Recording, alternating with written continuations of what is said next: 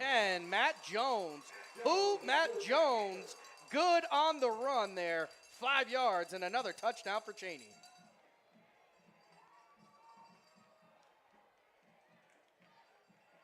Cheney doing a nice job on offense, spreading Boardman out too. Leaving that empty set. Now let's see if we can get this one right.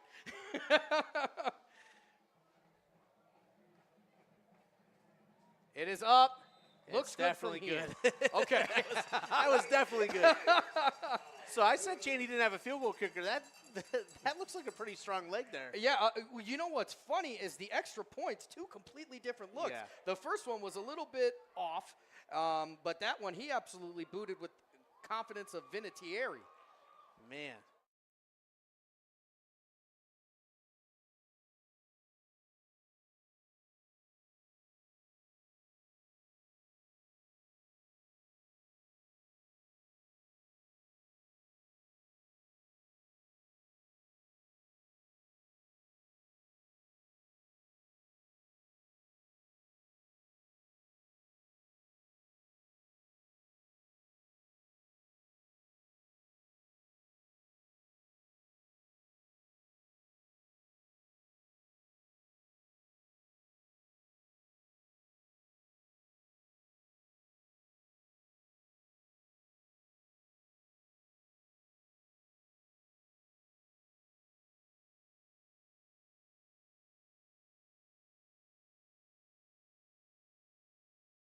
Ball from the 15-yard line.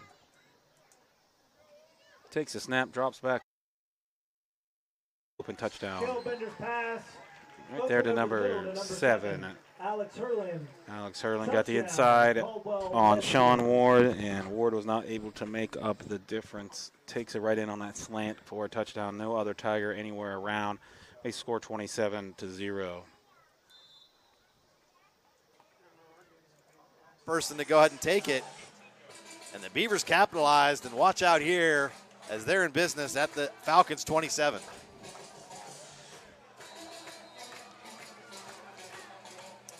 They got a turnover earlier at the 30-yard line in Jefferson territory and took a shot. They're at the Jefferson 27 right now. There would be no shock at all if they try to pull out a trick play or just take a shot straight for the end zone right now and go for a huge blow with 8:20 to go in the second quarter. Play clock down to 6.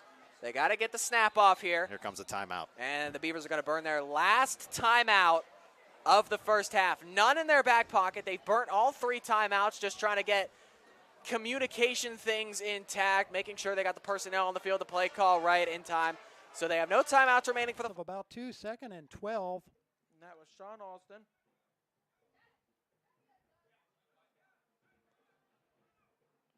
They have gotten Sean Alston's number dialed up right now.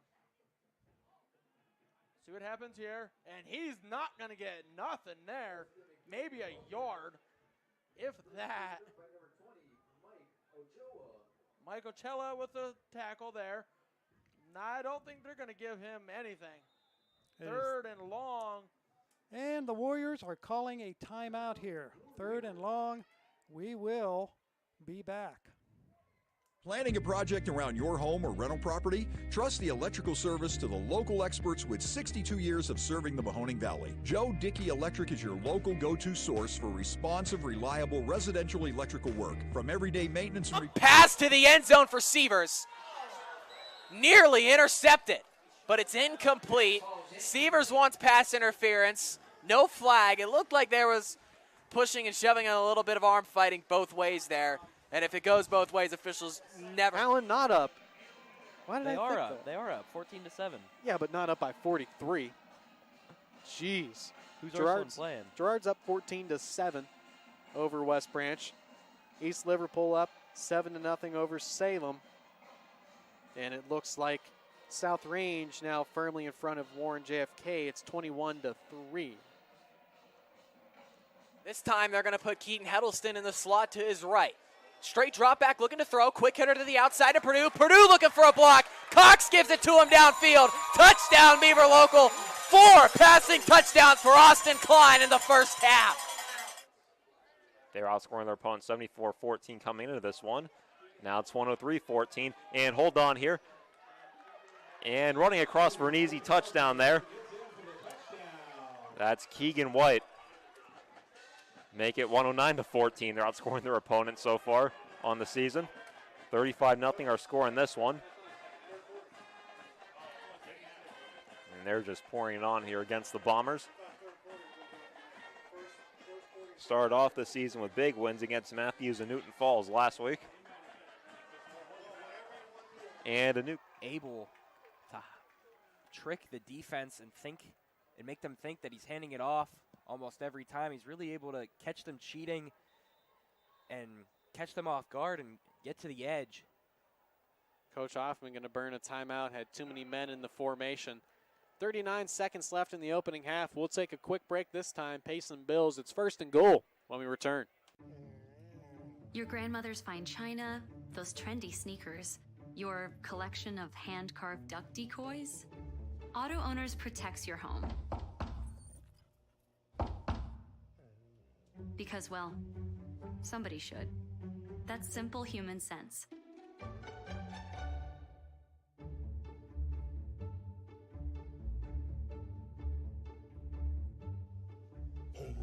Oh, now you do your job. Marker down here, number 10 still on the ball, has not been taken down. Butterfingers looks like he's been greased up. He's got himself a good lane to run. Just waiting to see what the official word is here for the Vikings. They're talking it over. I'll go ahead and stay right here. Is probably taking a little bit too long to get there. Not a bad game though defensively for the Red Dragons. It's working very well for them right now. Can't talk about offense. Their defense, no, I was told it needed work after week 1. Now here in week 3, they've obviously had plenty of time to work on it. See if Lisbon starts bringing pressure again. No. Hands off. Breaking through. Stauffer able to make the stop. Tackled by number 12, Logan Stauffer. Where are they spotting it at here? Is it going to be 1st and goal? It is. And number 11, Alex Treffler. So where is the ball? At the 7 now. 50 seconds. Waterloo not seeming like they're in any kind of a rush here. Wonder if they will burn a timeout after this play.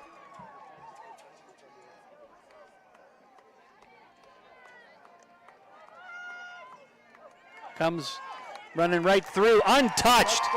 Nobody touched him. Waterloo strikes with 31 seconds left in the half to go up 30. Now they're going to kick it and give it right back here to Niles.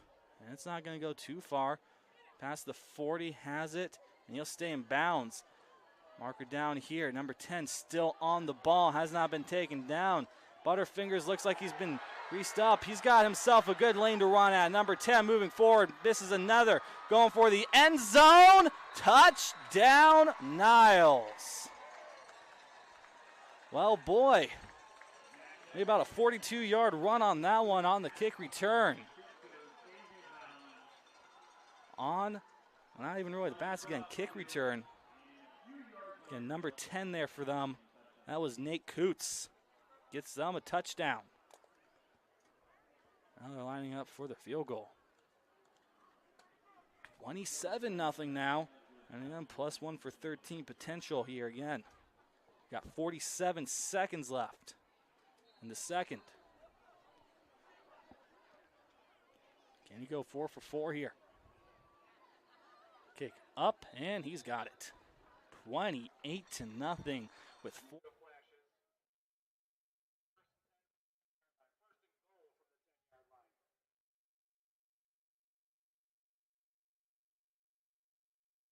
To get another score in before you give the ball back onto the other side.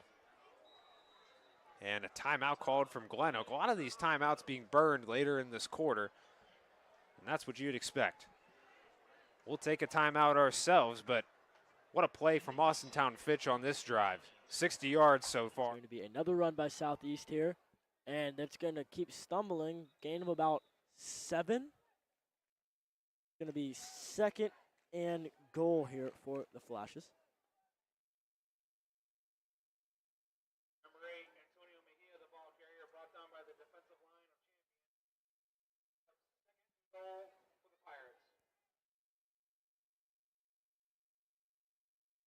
Oh, Champion has to stand strong here.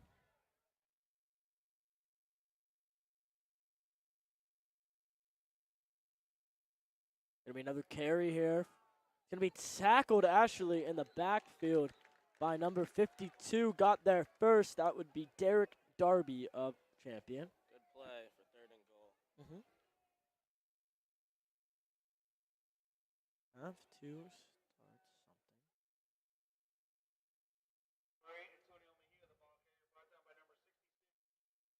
start something.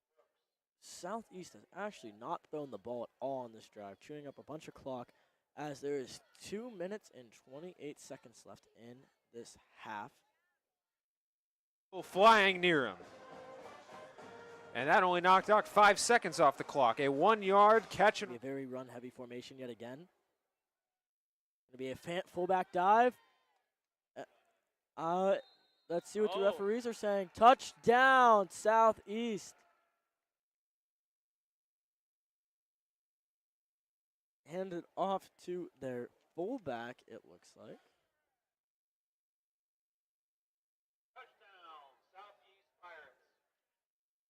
So Southeast now is up 20-6 as we are awaiting the extra point. Southeast, all they did was run on that drive, but I mean, hey, if it works, very, very solid run game. So now on to kick the extra point is the senior. Back to that line of scrimmage to bring up 3rd and 8, even past that, for a 20-yard run. So trips out right here on this 3rd down as looks like we have a timeout called here by Coach Derek Bush of the Lakeview Bulldogs. So a huge 3rd down coming up after the 20-yard run by the speedy man. That is Jawan Tutwiler. We'll be back here in 30 seconds. The feeling when my hands are on the piano, it's become comforting. But you never know. As the Golden Eagles are ready to receive.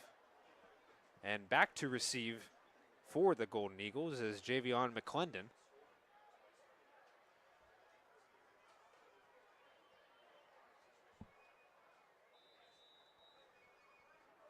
And some updates around the Horn. If you're watching other YSN live games or interested in other YSN live games, you have Cheney going up against Boardman. Cheney winning 14-6 against Boardman. Potter's going up against Salem. Potter's winning 7-0. As ball is in the air, kick is going to be received at the 22-yard line and will be knocked out of bounds. Will that knock time off the clock? No.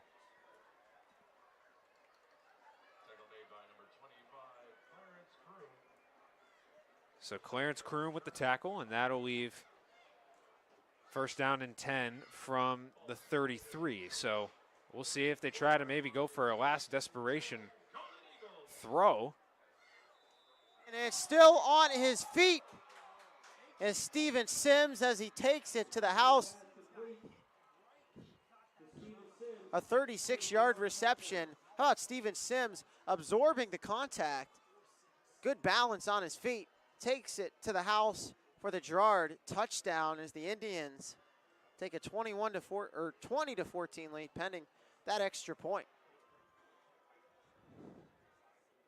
But certainly have been very impressed. A lot of yards here, but he won't be able to get enough to even come close to the end zone. And that will end the first half. As Jamar Johnson got a nice handful of yards there, but couldn't complete the transition to the other side of the field. So we got a good football game going here, folks, over at Glen Oak High School.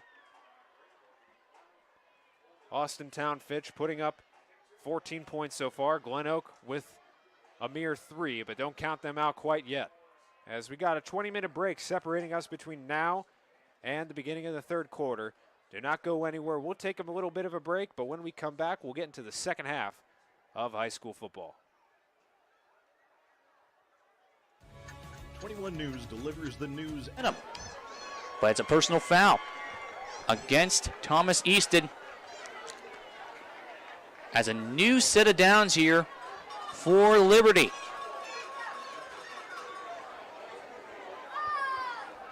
Thomas Easton. Couldn't believe what just happened there, but he will be called for the penalty. And that is going to be costly here for the Bulldogs, as it's an automatic first down here for the Liberty Leopards. Ball placed on now the 23 of the Bulldogs. Shotgun formation here for now Dewan Moody actually taking the snap. And here goes Moody finding his way for another good pickup. So this is now their 4-minute drill here on what we're now approaching 2.5 minutes to go here in this first half. It's a gain of 3 for Dewan Moody. Moody's actually taking the snaps here as they are now nearing the red zone. And he keeps it himself. Here comes Moody. And he is brought down by a heavy pursuit as he is pushed out of bounds by a huge Bulldog charge. Nolan Tothen Gillis there on a stop for the Bulldogs. But it's third down coming up for the Liberty Leopards. As you're thinking that this will definitely more than likely be 4-down territory for the Liberty Leopards. But timeout call on the field. We'll be back here in 30 seconds. Lakeview 19, Liberty 6. 21 News delivers the news as it happens. And they will look for Rico Smith on the first play. Bragg grabbed him from behind, but he slips past one. He's up to about the 14 before a bushel of Eagles in there to make the stop. Rico Smith, the ball carrier, taken down by gain of about just 3 as the Eagles have another player down. Looks like he will be able to get up and brings up second and goal for believe the he's going to have to come off the field. That's Alfred Coward. Dealing with a bit of a leg injury, actually, since they didn't have to blow the whistle for him. He's going to be able to stay in the game. Love the toughness. He's one of those guys they were looking to this season to really step up big. He's had a good couple of years here with Valley Christian, but now junior, one of those veterans out there. You look for him in spots like these to hold strong at the defensive end. Going to attempt. Wait, we still got, yeah, it's 11 seconds. That's right. We called 11 last time. They need a. And you're watching in here on the Audible Call on YSN. I'm Mike Ackelson, Anthony Hartwig riding the gunner seat with me. I can't even say my own name. I'm having so much fun watching all these games tonight. But we are just floating everywhere you can. I have not had a drink of water yet, Eric. Don't you dare. But anyhow, we're going to head Western Reserve Columbiana. I think they're lining up for a field goal. We're going to check that out. You know, as soon as you said that, they're going to a timeout. Of course they take a timeout. Where are we headed to now? Looks like we are at the Valley Christian game. Valley Christian game, okay. Brookfield knocking on the door again, trying to make that a 3-score lead. Touchdown, as you see it live on the Audible Call. That's what we love. Plenty of action. Riders switching a lot of games for us. We got all our cast of characters here. B, I'm helping him. He's actually doing the scoreboard and watching games at the same time, so we're just trying to keep things moving along. Any surprises out there for you, Anthony? I think that Lakeside Ursuline game really got ugly fast. It did, and I think that was one that we said it before. Ursuline's going to get a lot of points for this. That's a Division I Lakeside team. Yeah. They're going down and they're beaten. And computer points don't care about record or talent on the paper. They only care about what division you're in. So that's a big point get. So got that one. McDonald up 14-0 at the half. South Range JFK is exactly as good as we thought it'd be. Yeah, good game. I'll tell you where we got a really good game. West Branch and Girard. 22-21 the score in that one. The Warriors went for two after Girard had just scored. So this is just a fantastic game. Again, you can watch them all. Where at, Anthony? Where can you see all the games live? ysnlive.com/live. And you can pick your game there. Pick the During game. the regular season, they're free, correct? All free until All playoffs. free. Playoffs, that's where we charge $9.99. So, but you can catch what we're doing here on the Audible Call. We're just flipping. We've got 27 games. We're just trying to hit. We're letting our announcers do most of the work. We're trying to save Anthony's voice because he's got volleyball to call tomorrow. I do. We're going down to McDonald tomorrow for Canfield at McDonald volleyball. So that ought to be a pretty good one. That should be. Can tell you, Caldwell all over Wellsville tonight. We've checked in on that game once. We probably will not go back to that one. So if you're interested in the Wellsville-Caldwell game, you're going to have to log on and watch that one yourself because it is 42-0 in favor of Caldwell. A lot of sign language. Omaha, I know. B. Omaha. Come on, B. Just yell it out. You're allowed to talk. We had an update, and I was thinking it was actually happening, but there was a late message into the group chat. They're at halftime now. Okay. Which halftime, means it is Western Reserve leading Columbiana 14-3. Halftime, what is the score at South Range? It is. See, I hit him with that one. He wasn't ready. He wasn't ready. You got him. All he yelled was halftime. 28-3 South Range. 28-3 Raiders as they're looking to bounce back. And I'll tell you who's got their hands full is Canfield. They're down 21-7 to Olmsted Falls at the half.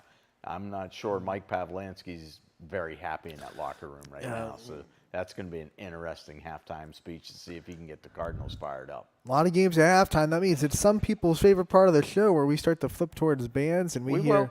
the great We're gonna band hit some shows bands. We very still have soon. some highlights. Yes. Eric's got his finger flashing. He says you got to go to one. All right, let's Bring go it to up one. Full screen. All right, We'll here see we go. What's going on there? Where are we going? Girard, West Branch. There we go. Let's go back to that one, and we'll take it full, and let's listen to their announcers, and we'll pot ourselves down. 5-yard line. McConaughey looks, throws sideline, has a man. A couple tackles missed.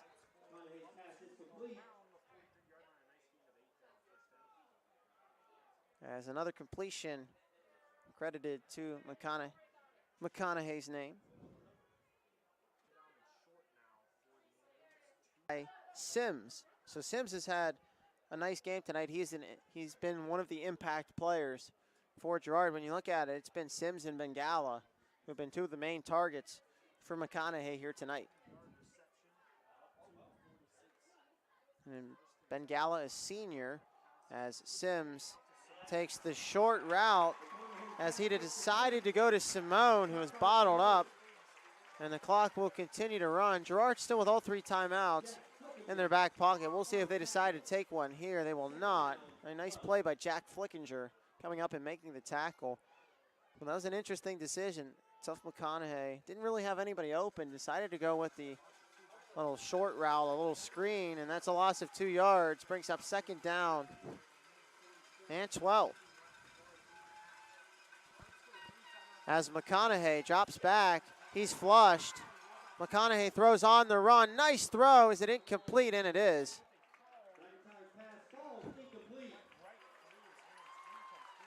As that was Jeremiah Thomas, Anthony Perry in there on the coverage. So this brings up 3rd down and 12. And now if you're West Branch, if you get the stop here, you can get the ball back. Another handoff to Torres. Torres looking for the outside. corner. He's going to barrel his way into the end zone. And that's going to be a touchdown, Spartans. Wow, just like that, momentum shifts again. This time in favor of the Spartans. Quick 6-yard carry by Torres. Early in the backfield with Pagano. Fulton drops back. Look like it's a receiver screen. Fulton sheds a tackle. Jumps Hurdles over a a man. And he's out of bounds, stopping the clock. Up to the 21. 34 seconds, 10-yard gain. It's going to be about 3rd and 5. It's a nice play there for Poland. Set up a 3rd and manageable. Fulton making an impact again in their pass game. Second catch of the night. Showing off his athleticism by hurdling over one of Fireland's players. showing that vertical off. Poland having a great night in the pass. It's the most we've seen them pass this year. Yeah, Fulton lined up in the slot. Pagano rolling out right. Maseko with the catch. Looks like it's going to be a first down. That's a great ball. Throw it outside where the corner can't get it. That was a great grab by Maseko. Great pitch and catch for a first down. Catching it with his hands and bringing it to his body to secure it. Looks like they're at about the 15, 27 seconds.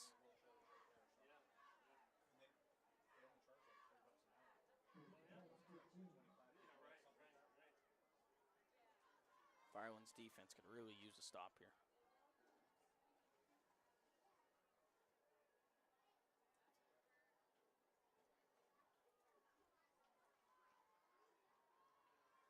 Pagano dropping back. He's reading his options. Rolling out to his right. He's tucking and running. Goes out of bounds. It's like about a 2-yard gain there. Smart decision making by your quarterback. Not He took his risking time. anything. He took his time. He Take your sat time. there, looked through his options, didn't see anything open. Rolled out right, felt the pressure. Get a couple yards. Tucked it and ran. Smart decision making there. That's what you like to see if you're a coach. About a 2nd and 8 on the 13. Drew Todd drops the touchdown. Very nice ball there by Pagano in the back of the end zone. Fitted through that tight window. Bobbled off the hands. Good effort by Todd there. Todd had it. Got hit midway through it. Dropped the ball. It happens. Another nice play by the Fireland defense. Able to break up another pass. This is big if Firelands can stop them on this. Hold them to 3. Going into half. That can give your defense a lot of confidence. Stopping a team in the red zone.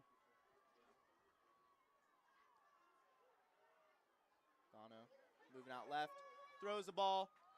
Oh, dropped in the end zone once again. Another beautiful ball by Pagano. Kevin Williams III jumping up to get it. Tristan Bourne on the coverage. Ball intended for Cole Fulton there. And Poland is sending out the field goal unit. Stefanton, he's only attempted 1 field goal this year. 1 for 1. It's going to be about a 30-yard kick. Hopefully I didn't just give him the announcer jinx and hopefully makes this kick. If he misses it, we all know whose fault it is.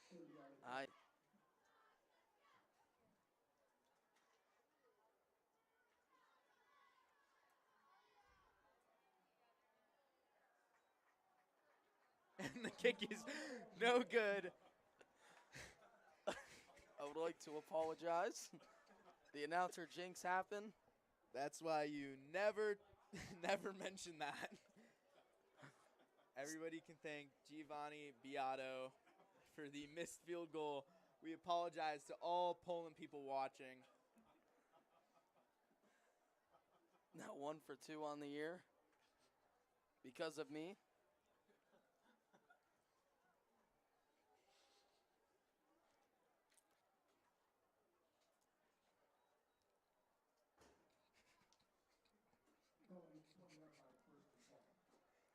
You know, after As McConaughey drops back, throws, end zone, he's got a man wide open. And who is that? That is Sims. Right back into the game and makes an impact play. Steven Sims for the Girard touchdown. Your teams work hard and give it all they've got. Well, so does ours, because 21 Sports and YSN give you extra effort when covering local sports. 21 Sports and YSN, winning coverage of our Valley's teams. Growing up, I love figuring out how things work, putting things together. I love being able to come up with an idea, design it, just the whole process of creating things. I go to school here at Youngstown State and my passion is 3D design. I chose YSU because all the equipment, the research being done here, it's like a playground for me. I'm Alex and I'm Y and proud. In a county rivalry a former TCL rivalry. It's Crestview 14, United 7. Letonia 14, beating Strasburg with 13 points. Here we go, East Palestine. Owen Urialchi, back to pass. Sees Shane Richardson. Delivers. That's going to be for a first down. Flag on the play, holding on East Palestine. And that will nullify the first down. That's a painful one there because Owen Urialchi delivered a great pass to Shane Richardson. And that's going to bring up a 3rd and long.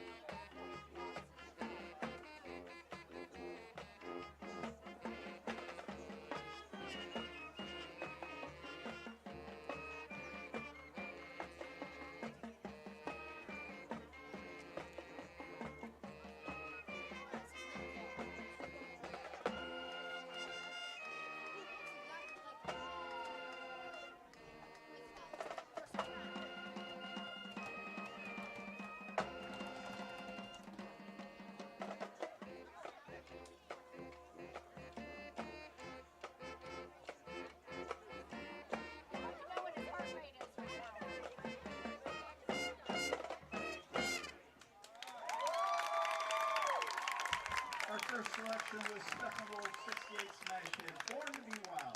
Stepping back 2 more years, the Bows released a hit that was big amongst the working class along Ohio's Rust Belt. From 1966, here is 5 O'Clock World.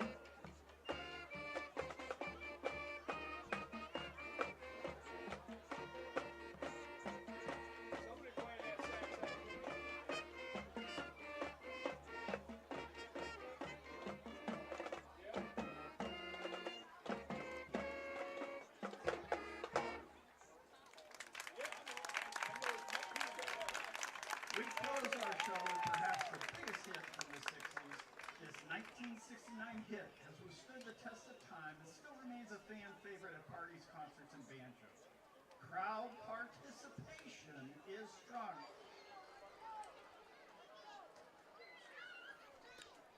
Clock is running. 9 minutes to play here in the third quarter. McDonald leads 14-0 as they're looking to put up another touchdown here. Zajac takes the snap. Quarterback keeper up the middle. Nate bounces outside. And he's going to rumble into the end zone, Nate. That's going to be a 27-yard touchdown run for number 10, Drew Zajac, as McDonald opens this one up 20-0.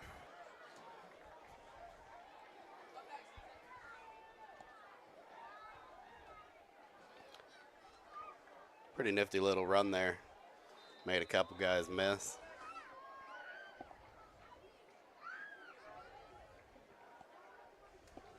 Glad to have you in on that one, Quinn. Hey, I was right here with it.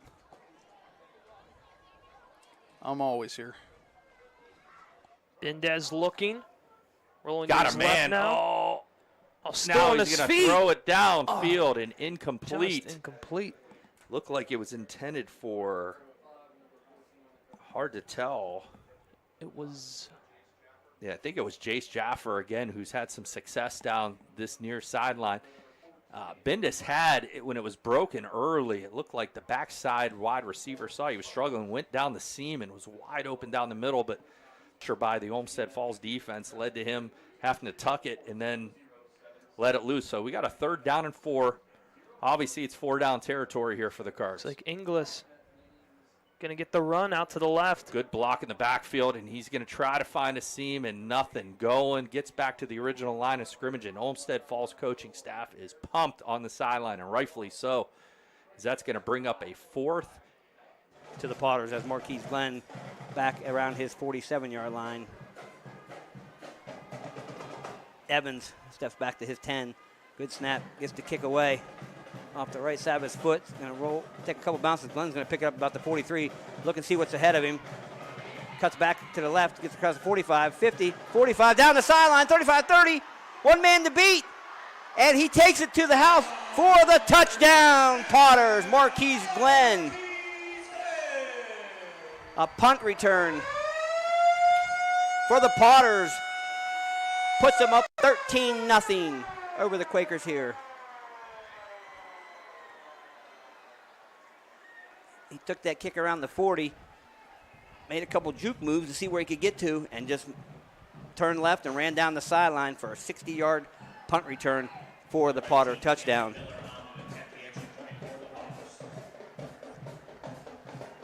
Miller on the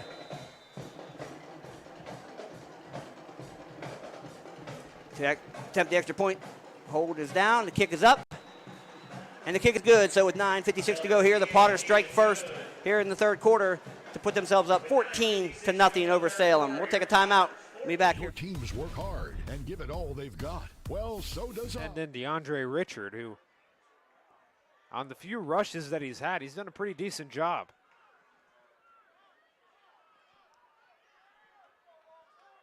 So 5-yard run for Williams. As it's 2nd down and 15. And Richard going to move to the right side. Vaughn looking. Vaughn firing down the center of the field. And he's going to overthrow his receiver. Pass intended for Brady Evans. So Evans not able to connect there to leave up 3rd down on this drive. 10:54 remaining in the third quarter.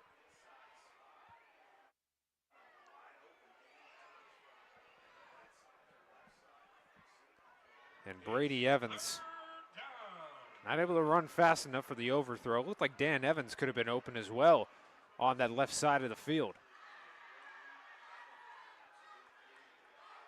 So they get back into a formation with 2 receivers on the right and 1 to. And goal, ball on the 6. As the inside handoff again, and Hawkins is drilled in the hole, and he might have fumbled. United is saying they got the ball, and they do. Another big defensive stand by the Eagles. As it looked like number 45, Mason Levy, was in there for the big hit. As Hawkins went backwards, fumbled the ball, And the Eagles come up with another big turnover here. That is 2 Crestview offensive possessions and 2 turnovers for them. And here come the Eagles offense.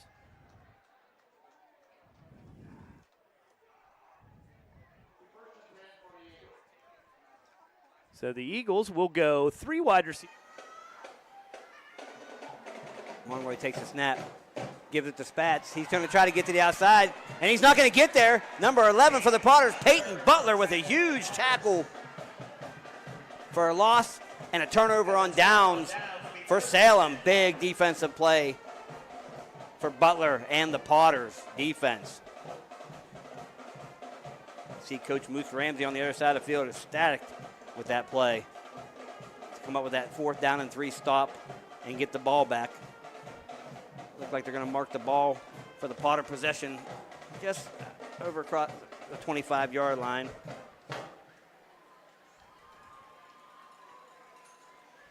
This will be their first possession. They didn't really have a possession last time that Glenn took the 60-yard touchdown to the house. I want to just be the kicker. I want to do some more stuff. And one of the right most there. humble young men you'll ever meet. Great family. 2 receivers to the right, 1 to the left. Toy drops back, looking, firing, and that ball is incomplete. And JFK fired up on the sidelines. They're looking for a spark. They need something to get them going.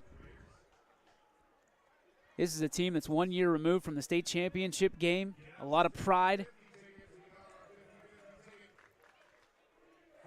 A lot of excitement in JFK, always competitive at everything they do.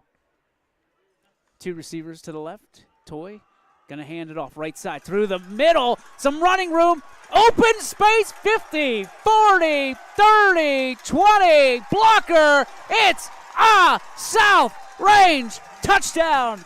71 yards. Ewert for the touchdown. Choo-choo! The E-train's coming fast. 71 yards later, the E-train, more like the express train at this point. My goodness. Now, back on a serious note, fans, due to OSHA rule, South Range is winning by more than 30 points, so which means it's going to be a running clock until JFK can make it less than 30. Make it less than 30. So it only stops on.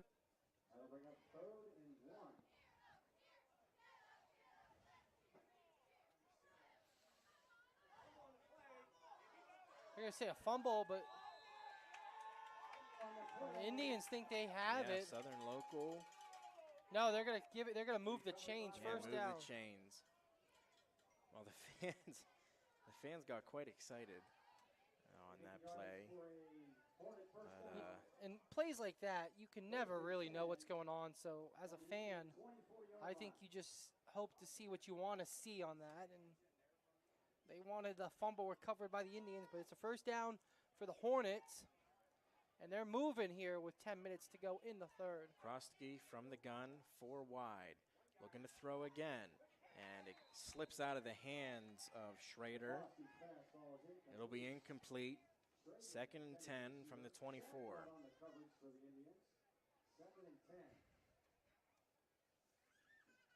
9 minutes, 59 seconds left in the third. Just getting started this second half. Southern local nursing their 30-14 lead.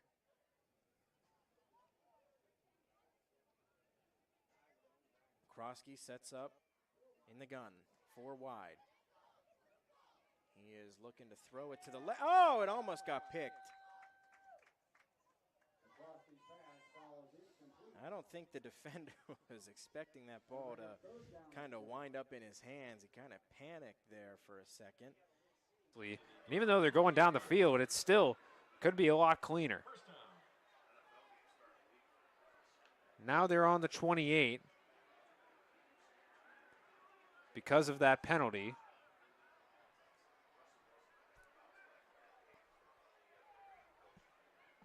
So first down and 21 yards to go. Vaughn looking, firing towards the end zone. It's caught in the end zone. Touchdown. My, oh my, Devin Phillips. Wow. The fingertip grab.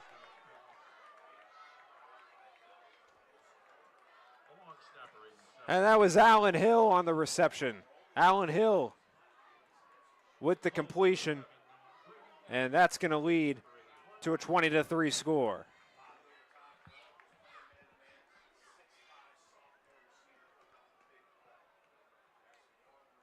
Allen Hill with the score.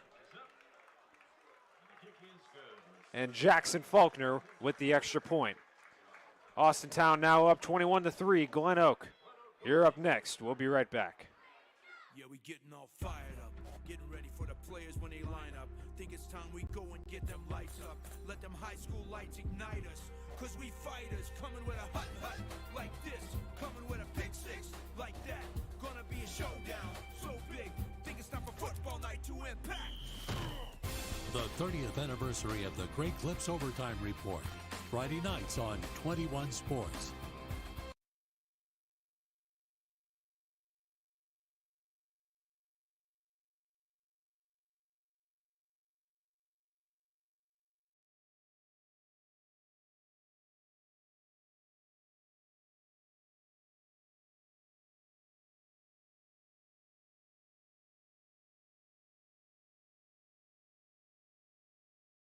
Now, and here you come to the camera. You're up. Welcome back. You're watching the Audible Call here on YSN. I'm Mike Ackelson. Lots of good action going on around, but there's a few games we probably won't be heading back to tonight.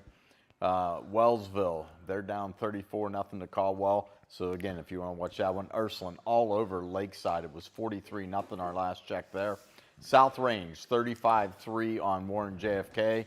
And Jackson Milton, they are crushing Wyndham. Those are some of the games we won't be heading back to tonight, along with Grand Valley and Pie Valley. That one's been all Grand Valley in that one. Or, excuse me, Pie Valley in that one. I know, it's Battle of the Valleys. It can get really confusing. Yeah, it does sometimes. I apologize. And Niles, as great as LeBray played week 2, right? They've been bad weeks 1 and weeks 3, so maybe they're an odd even team. Yeah, up and down. They've hit some peaks and valleys early on, but that one's been all Red Dragons up there. So that's another game. Again, if you want to watch it, go to ysn.com. You can see the live games. You can watch the rest of your game there. But those are games we probably will not go back into tonight. Other games will be firing around. Poland, they're all over Firelands. That's another game if you want to go watch. Don Pagano has had a big game tonight for the Bulldogs. That quarterback has come to play this year, Anthony. He has, and Poland's whole backfield is really impressive. Their run game, it's always good, but this year it just feels a lot different. Like it's another level of Poland good.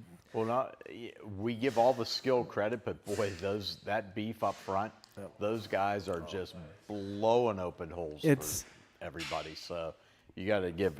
That's just been a total team effort for Poland the whole way through. So it's a reflection of like 2018 when they went to the state semifinals. Yeah, absolutely. Struthers up 28-7 on Brookville. The Cats looking to punch another one in there. They have looked really good tonight. So that's another team looking to bounce back. They had a tough week too. So we'll see how that one goes. Probably right now the game of the night might be that Girard-West Branch game. It's been back and forth. They're at halftime. It's 28-22 in favor of West Branch. McDonald, I believe, is up 21-6 or 20-6 on Camel. They're in the third quarter. The Red Devils did get on the board. So, like I say, lots of action happening around. I'm just trying to float where I can on my iPad just to keep you guys updated. Crestview and United now, they are tied at 14. We said that one might be good. That is in the third quarter. That was a 14-0 game in favor of the Eagles, or Crestview early on. Yep. So look at that, and the Rebels, they have the ball. They're driving right now on United. So we'll see if we can get that one up for you a little bit. Edgewood Harvey, that's also been a pretty good game, Anthony. Harvey's the first team Hey, to Eric's motioning. He's got. Oh, we got something he wants. the games. Omaha. Come on, Eric. Where are we going? 3. All right, let's go. All right, we're going to Columbiana. Columbiana Western Reserve game. Let's check out some defense for you. The play perfectly, made the pick down the left sideline here, the near sideline, and only had Henning to beat.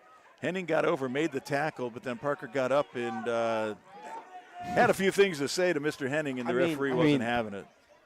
I mean, goodness gracious. I mean, Parker Bush, you got burnt earlier, and you give up that big pass interference. Anderson back, gonna wind it up, heave it deep down the sideline, and it'll be knocked incomplete.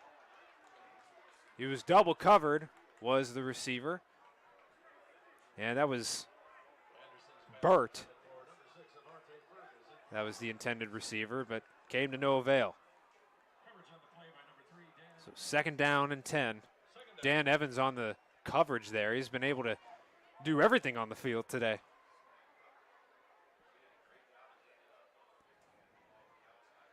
You know, sometimes those 50-50 balls work, but, you know, under double coverage, it's tough to do.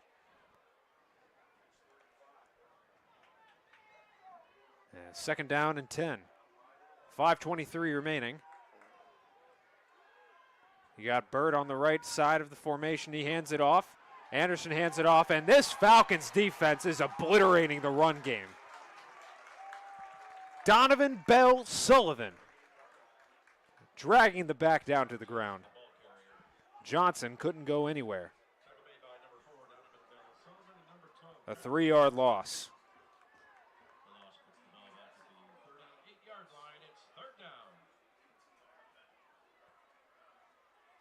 So 3rd down on the 38-yard line.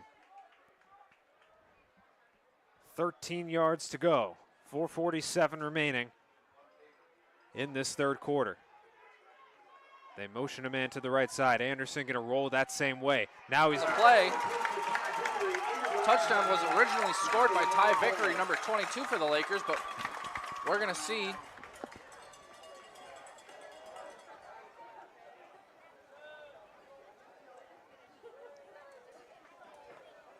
As we wait, it's going to be on the defense. This ref pointed that way. They really kind of look like the team to beat in this NE8 this year. Keeper this time. Perry looks downfield, throws it short. We've got a penalty flag in the backfield, probably a hold. But the pass fell incomplete, just overthrew his receiver, number 3, Carson Schultz.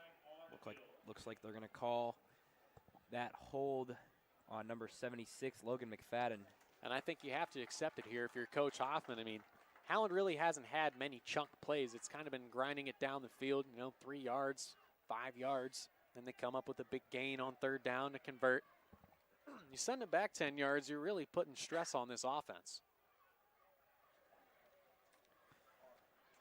You have to think they might not be able to.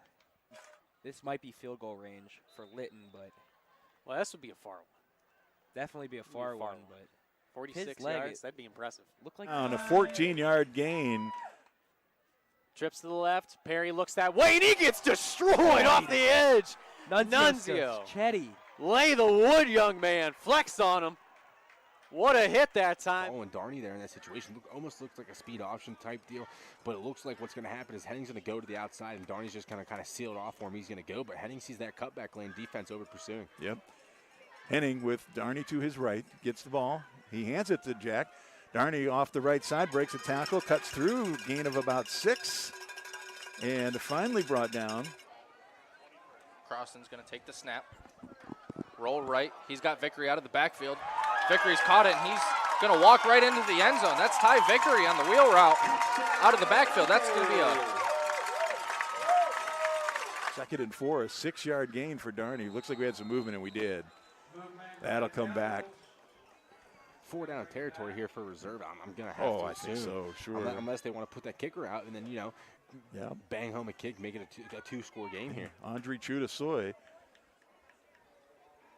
hasn't had to do much except make extra points tonight, 2 of them. So the Blue Devils now 2nd and 9, the ball on the Clipper 20-yard line. Nathan Fusillo getting ready to snap the ball back to Luke Henning. He'll have Dom Riccardi to his right. Chris Pater is split out wide to the right. And snap goes back to Henning. Henning fakes it to Riccardi, keeps it around the right side, breaks through the initial contact on the Clipper line, rolls into the end zone. Touchdown, Blue Devils. That's just Luke Henning kind of picking and choosing. To about the 51, it looks like, or the 49. Natoli is having a heck of a game. 4 carries, 106 yards in the first half, and that long touchdown. Dominant. He's just been dominant all another game. big run there, another first down run. Brings it up to the 49. He is making an impact. Poland looking to just extend their lead. Josh Maseko out wide. Same with Andrew Todd out wide. Cole Fulton in the slot. Gano takes the snap. Hands it off to Danny Natoli. Goes out left. Makes a move. Makes some people fall. Short gain there. Taken down at looks about the 47. Cross midfield. It's a good start to the drive. Yep, down at the 47. It's going to be about a 2nd and 8. This season. So the first play here, and it's Miller in the backfield, hands this off for Jashawn Lindsay. Lindsay making some space, and here he goes. Number 0, with only Christian Davis tailing him, and Lindsay stares him back and walks into the end zone. And that is exactly what the doctor ordered with no penalty markers down. Jashawn Lindsay with a 69-yard touchdown to open up. Bendis will get in. Touchdown Cardinals. To make it 35-13. 5-yard run by Paul Bendis. Pending the extra point here. First points in the second half for the Cardinals. Something positive to build off of here. Now here comes the extra kick. Ethan Riddar.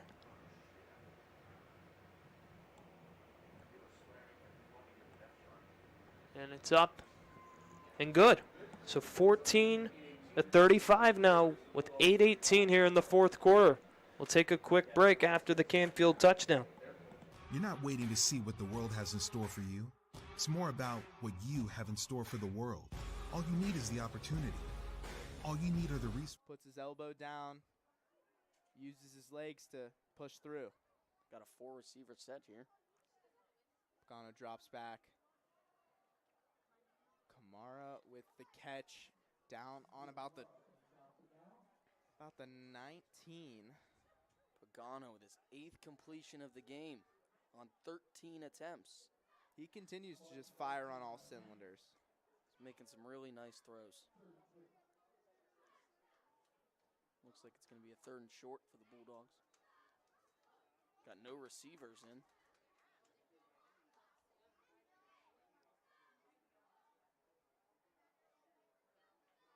Cole Fulton. Did he get the first down? Looks like he did. Good effort by Fulton. Picks up the first down, his 10th carry of the game. 1st and 10 on the 16. Really pounding the run on this drive. It's working well. Going to be on the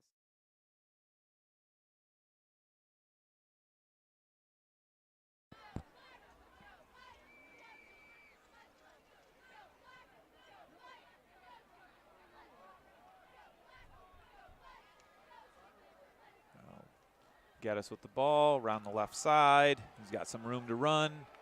He's going to be brought down about the 5-yard line. It's hard to tell where he's at.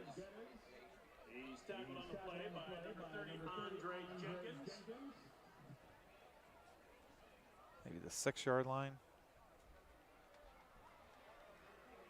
Nope, looks like the ball's sitting right on the 5-yard line. So 2nd and goal from the 5.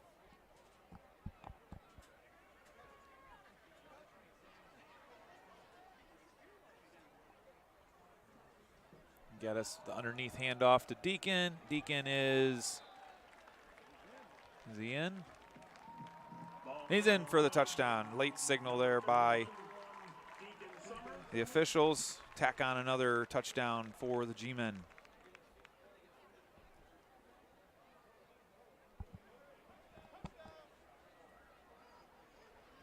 Bitten's coming out to Yeah, Maseko with the pick and the touchdown catch. Everybody's making plays tonight. Pulling Bulldogs football. They've looked really, really good to start the year. Yeah. From the Fireland side of the ball, I mean, you look at Tristan Bourne. He was a playmaker to begin the game. Been quiet since. Looks like Poland really tried to slow him down, and they've done a good job. Poland's game plan, probably to slow him down or stop him. It's definitely been working.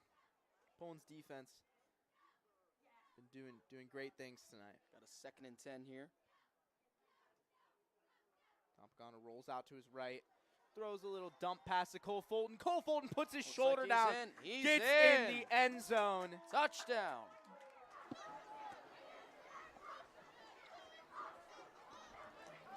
Beautiful night for football, though, here, Nate. Yeah, that sun went down. We can actually see the numbers and the players. Cooled off a little bit.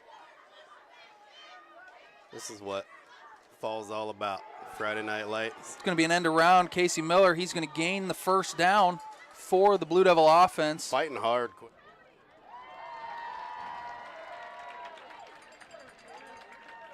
Wyatt Payne, the ball carrier. And it's first down. Conant, they're set up. Knocked out of bounds by number 6, Sam Crooks. Yeah, Sam Crooks in on the stop. That was number 6 for Independence. So first down on the 1-yard line. They stopped him just shy, and they're going to have to try to blast this one in from 1 yard out. And a low snap again, but handoff to Wyatt, and he's in for 1 yard. And they just move it back over to the 26-yard line. After all that, 3:19 and counting. Vaughn awaiting this one.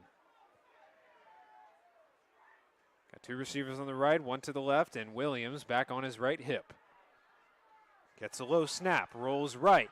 Vaughn looking and firing and throws behind his receiver. So Vaughn intending the pass over to Evans, not able to get that done. And now you're going to look at 3rd down or 4th down and 13. As they have to reach the 13-yard line. And they're going to go for it here. Why not? You're a close enough distance. You could try to make a play happen here. 3:02 remaining in the 3rd quarter. You know, up 18, you still don't think you have enough breathing room. And Fitch going to continue on. 4th down. 13 to go. Vaughn rolling right. Fires a pass in the center of the field. Caught! Rolling into the end zone and is down on the 1-yard line. Dominic Perry.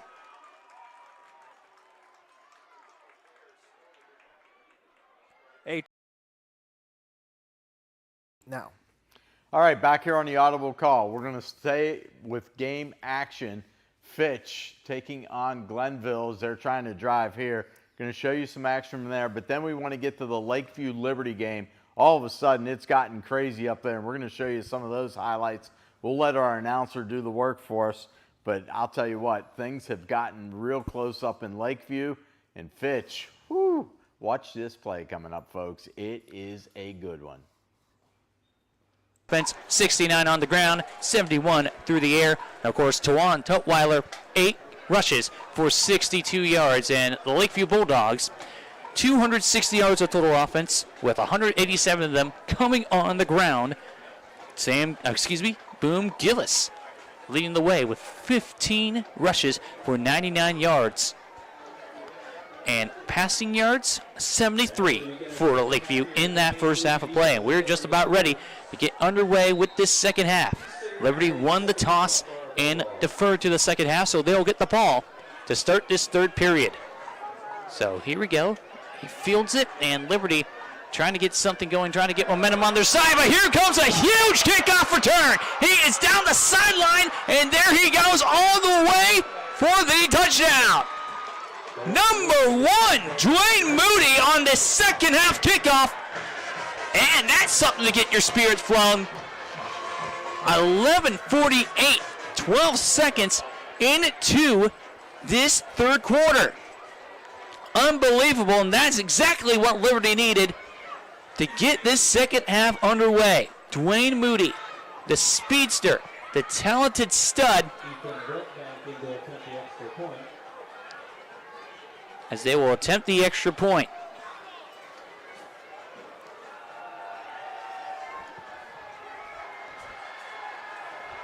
Waiting to line themselves up.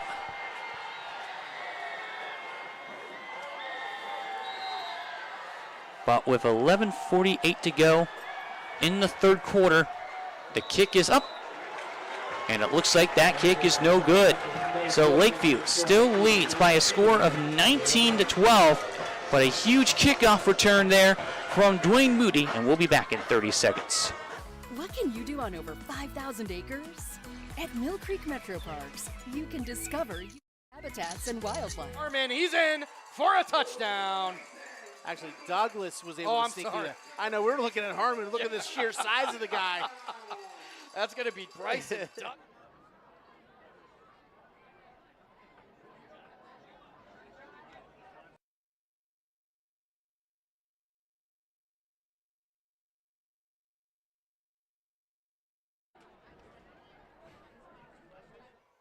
Interesting enough, too, because you expect Douglas to get those runs on the outside. Sure. He goes counter. He went right up the middle.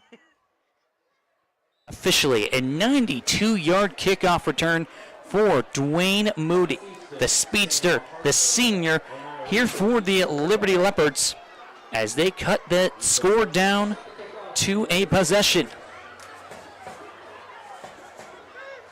So a huge kickoff return right out of the gates with a full head of steam, found a way to get past that final level of defense, and Liberty cuts this game down to a score. So here comes number 33, Ethan Brookbank, to kick this ball off, and Lakeview trying to respond on their own after giving up that kickoff return to start this second half. And that is going to be off of the hands, and looks like it falls out of bounds, so could have been a huge gaffe here for Lakeview. Only 12 seconds, 14 officially into this third quarter. But Noah Ricks here on YSN Live as the Liberty Leopards with a 92-yard kickoff return for a touchdown by the senior Dwayne Moody cut the deficit down to 19-12. The Lakeview Bulldogs still lead here by 7 as they will head out for the first time in this second half. So, Boone Gillis, 15 carries for 99 yards in that first half of play, as Lakeview will start first down on the 28s. Two receivers out left here for Gillis as he sends Newton in motion to the right side. He is the wingback as they're going to hand it off to Thomas Easton, and Thomas Easton trying to get past that defender, and it looks like a loose football, and Liberty could fall on it, and they do. So Liberty, heck of a start to the second half as they are in business, and now they will try to once again get this point off of turnovers. A fumble recovery here for the Leopards. First. Trips left here. Haney and right in the backfield. Rice letting that play clock. Oh, snap over his head. He picks it up, gets away from one defender, gets away from another one. Tries to cut back upfield, but he's going to lose considerable yards back to the 30. And Liberty, heck of a start. Excellent. Tremendous start to the second half. Not even 30 seconds in, and they have got things cooking. First down here for Tawan Tutwiler as he takes the snap, and he fakes it, and there goes Tutwiler, and Tutwiler is gone for the touchdown from 26 yards out. 17-yard line for a first down. Coming up, there's 6 minutes to go here as the clock ticks away. And the game clock approaching, or the play clock approaching 10 seconds. Wright takes the snap, looking downfield, fires it. Got a man wide open. It's Burchett, and hits him in the end zone for the touchdown. Dorian Burchett, after I said he's been quiet all night, what's he do? Catch a 35-yard touchdown pass for the Potters and a touchdown. The big play. Whoever was at quarterback, it turned into a screw it, he's out there somewhere kind of moment. And I love the quote I got from him a couple years ago. When that ball's up in the air, it's not 50-50. It's 100-0. It's all mine. Who is going to be that guy for this Valley Christian group this season? That's what they're going to need to find here. 4th down. A deep toss down the field. It's Dixon. Incomplete. He couldn't track back to the football. He was out near the sideline, slipped past Brett Carr's zone, but couldn't get over to the football fast enough. Ball just a tad bit underthrown, too far inside for him, and it's a turnover on down. So a big play for Brookfield's defense, a much-needed one as well after giving up.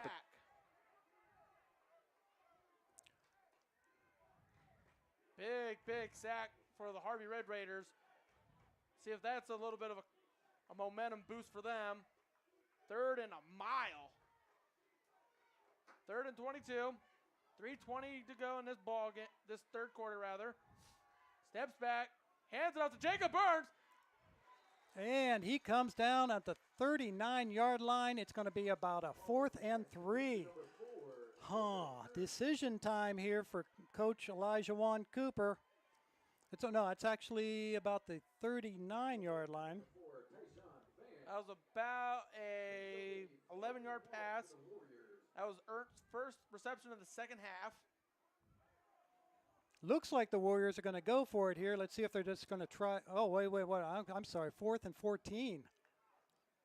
And they are going for it here. Tony Hall sets up, throws it deep to Jacob Burns. Touchdown! And this one is starting to fall away from Harvey. Oh, my goodness. 39-yard touchdown reception for Jacob Ernst, his 2nd touchdown reception of the evening. So Bo Alisas, as Coach Cooper called him last season, the rifleman.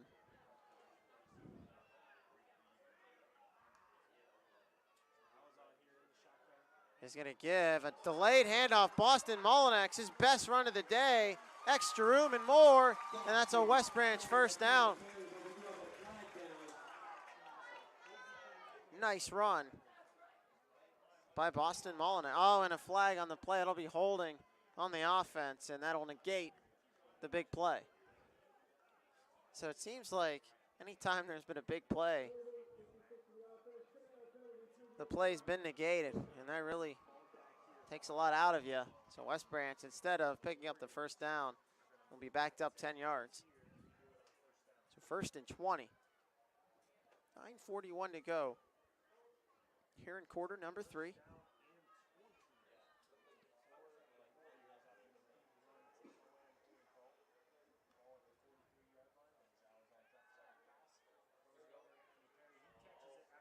As Perry makes the catch, a very short completion.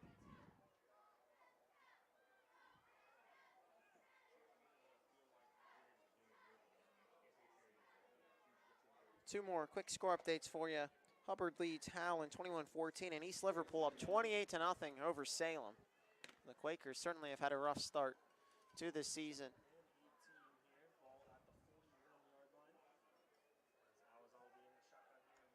Second and 18 for Alisas. Alisas drops back, scrambling. He'll just take off and run, and Bo picks up a nice gain on the quarterback keeper. And that's what I talked about earlier. Bo Alisas, certainly not the fastest guy out on the field, but the willingness to run, and picks up a solid gain on second down.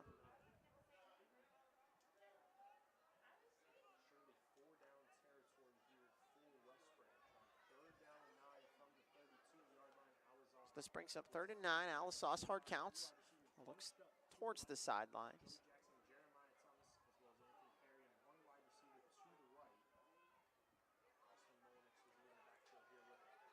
Play clock down to 8 seconds. And they're going to give this one to Molinex, and Boston pushes forward.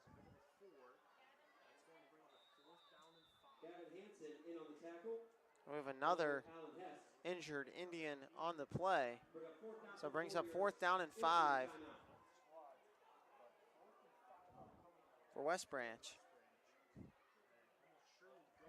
And we'll take a quick break and be right back after the short injury timeout.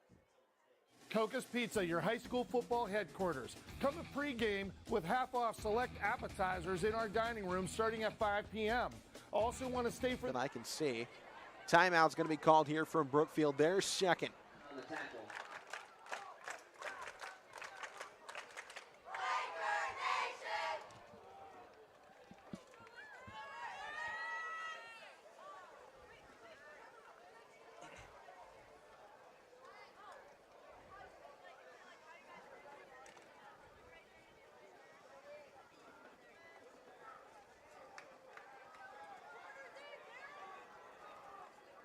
Quarterback keeper for Bailey.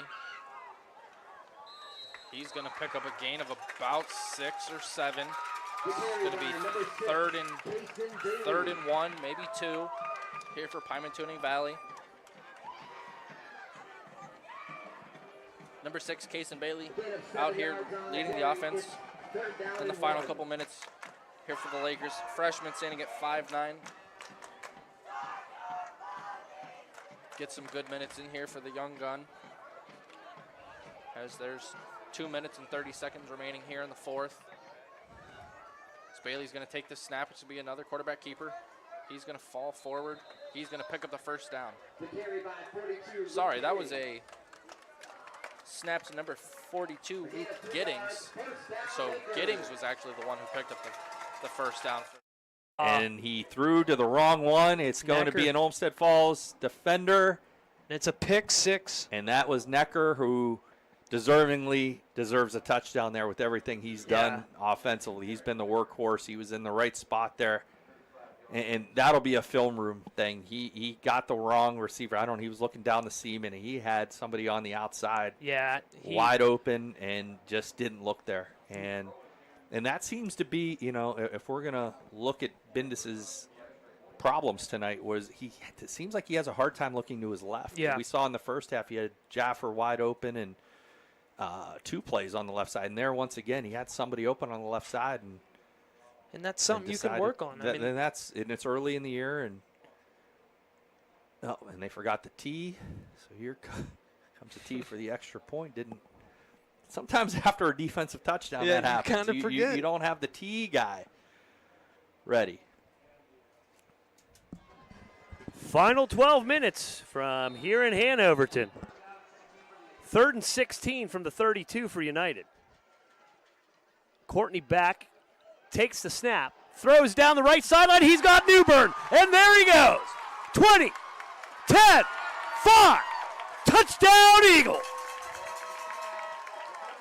On a beautiful pass from Courtney down the right sideline. And he finds Newbern, who was well behind the defender. Broke the tackle of the safety. And starting the fourth quarter, that's a touchdown for United. All the way around. The only thing is, he's going to be met by number 21 and then a host of Bridgeport Bulldogs. That's Evan Clark on the tackle. So May couldn't get it to the outside on that one. And now it's going to bring up a 4th down. And 9 to go. So, going to change things here. I would think that they're going to put Owen Uriauchi, and they are. They're going to put Owen Uriauchi in. He's going to be in a shotgun position. Here he is. He's going to look. He's going to just throw it right behind Shane Richardson, who found the space in the middle. And so the East Palestine Bulldogs, who drove it all the way down to the 10-yard line, get stopped at the very end and turn the ball over. to Bridgeport. Bridgeport now going to have their opportunity, first opportunity in the second half, with 8:25 remaining in the third quarter. So a very good drive from East Palestine, but a very explosive Bridgeport team, as we saw in the first half. That time they open up this second half with a wildcat to Michael Marshall. Marshall plays that running back position, but he also gets in the wildcat, a little bit like R.J. May does for the East Palestine Bulldogs. 8:03, 8:02 now remaining. Marshall picked up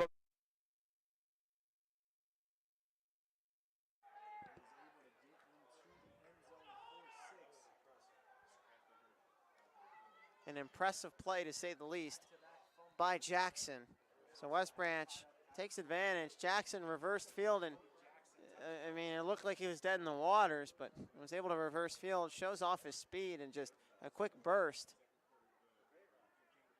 as he takes it into the end zone. High snap, but the kick is up, and it is no good by Eliza Hurst. So we are all tied up, 28-28. We'll take a quick break, and we'll be right back.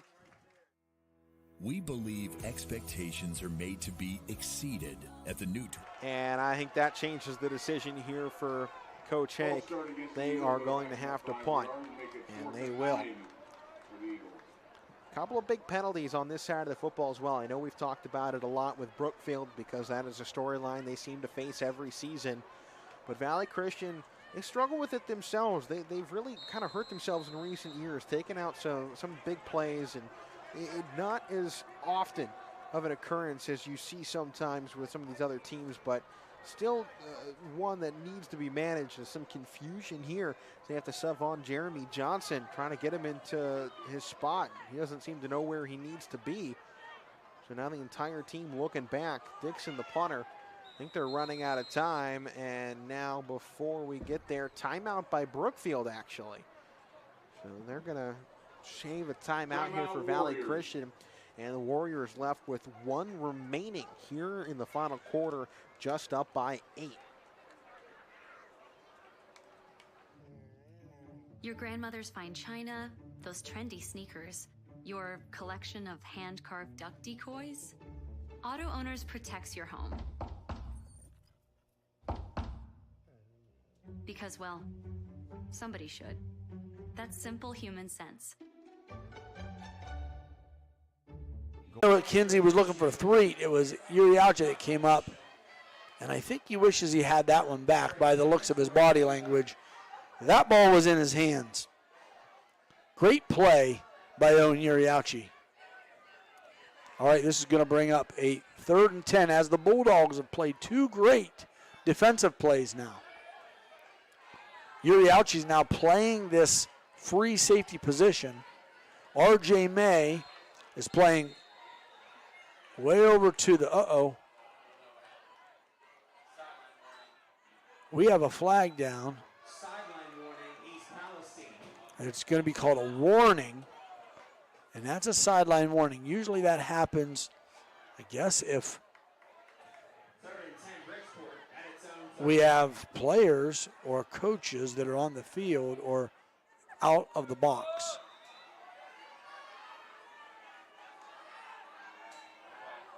All right, so Kinsey, pass to his favorite receiver, Avery Jackson. This time, the Bulldogs are there. So the Bulldogs sniff that one out. And it looks like they're going to force Bridgeport into punting position as the clock continues to tick with 6:01 remaining in the third quarter. It's going to be R.J. May back to punt. R.J. May's now proven that he is a threat when he gets the ball in open field. He has a couple touchdowns on the year already. He had one called back last week. A big punt.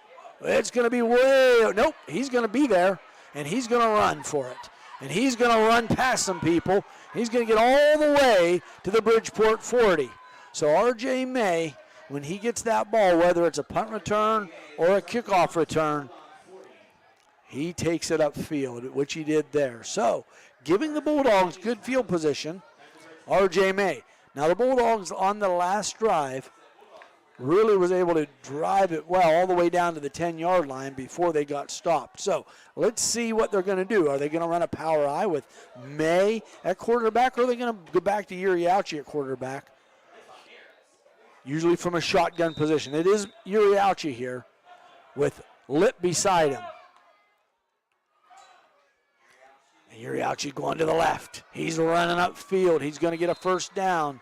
So Uriauchi in one play achieves the first down. So that's going to move the markers. 5:25 remaining. East Palestine, like we said earlier, has played pretty well, just with some tough mistakes. All right, we're going to have a timeout here.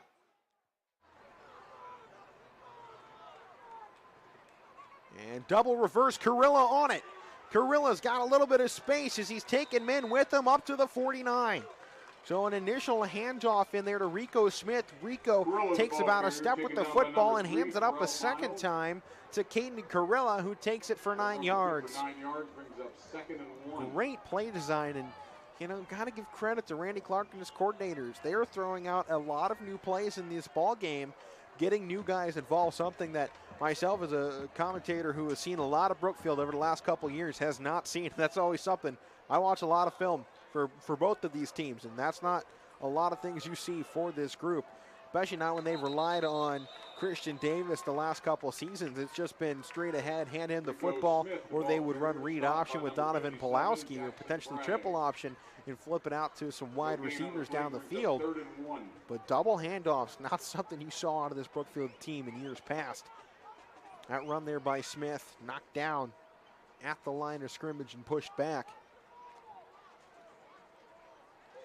Caden Carilla went off the field with an injury earlier in this ball game. He ran off the field, though. Doesn't look like he's in on 3rd and inches. This has been a spot they've used him heavily. Pardon me, no, he was right in the backfield. I was staring right at him. He was in at quarterback, but penalty markers flying before this snap. And it will be on the Warriors.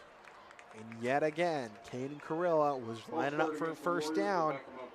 He had lost a touchdown earlier on a holding call, and now they backed themselves up 5 yards on a false start.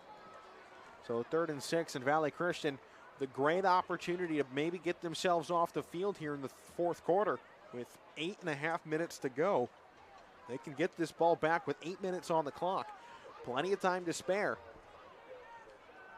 Comes down to some trench warfare. Carilla in the backfield. He's going to run this to the right side. Jackson Bragg, how do you do? A loss of 2 as number 57 gets some redemption for the false start on 4th down on their last offensive possession. Gets in there and blows that play up before it even had a chance to start. And this will force a punt with 8 minutes to go. Valley Christian, they have got a shot. That's all Andy Ake ever asked for. Give me a shot. To Bridgeport, Ohio, as East Palestine has the ball on a 1st and 10. Here comes Owen Uriauchi. Owen's going to get about 4.5 yards on that one. All right, Avery Klingensmith going to come out. Here comes R.J. May in the game. Sticking with Owen Uriauchi here on this drive. Here comes Uriauchi. Drops back. Uh-oh. He's under pressure, but he breaks away from everybody. He's going to take the pressure and run over people all the way into the end zone. So Owen Uriauchi, who looks like the pocket was going to collapse on him, sidesteps a couple of defenders, runs through. Great way.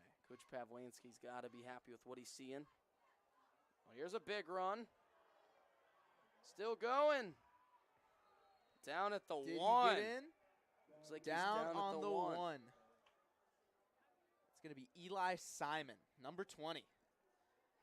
Senior Eli Simon with a huge run. Set up a 1st and goal with about a minute left. Fireland's looking just to, put... Dragged him at the end of the play as well. It's a loss of 2 for Hackwater. It'll be 2nd down and 12.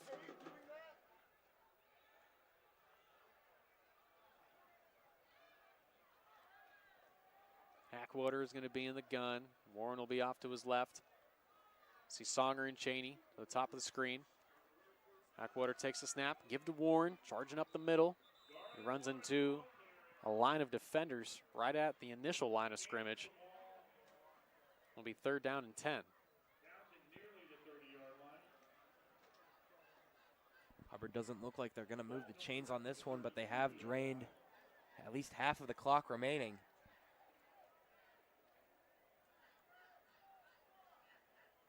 Warren's going to check out. Rome Odom will come in. A 3rd down back. See if they try and get it to him in space. He's got a quick step. Hackwater takes the snap, wants to roll far side. He's got a man wide open, and it's in and out of the hands of Braden Songer.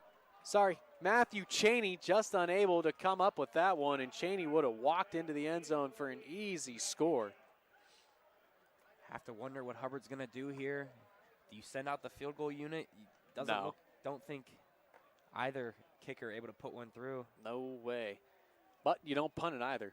You got to keep these guys out there and hope to pick up a 1st down. Boy, beautiful play design that time. Matthew Cheney was wide open, and I'm honestly shocked that he dropped that ball. We haven't seen him drop many. That's one that you know is an easy walk-in touchdown. The pressure just a little bit more on you. Shotgun look. Cheney across in motion. And a flag's going to come in. It'll be a delay of game.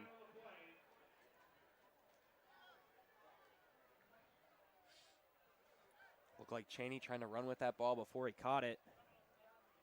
Yeah, that's a situation where... Tipped. And it falls incomplete. And driving and stretching and scores! Touchdown, Richards.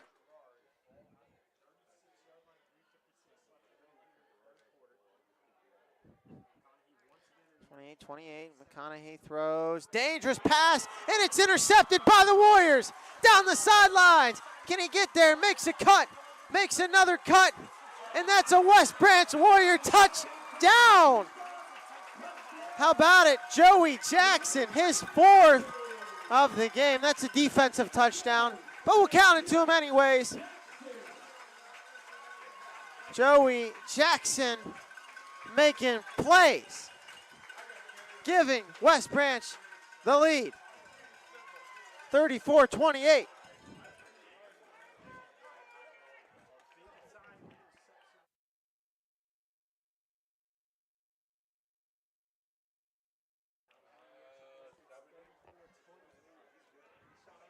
Joey Jackson, 70 yards to the house on the pick 6.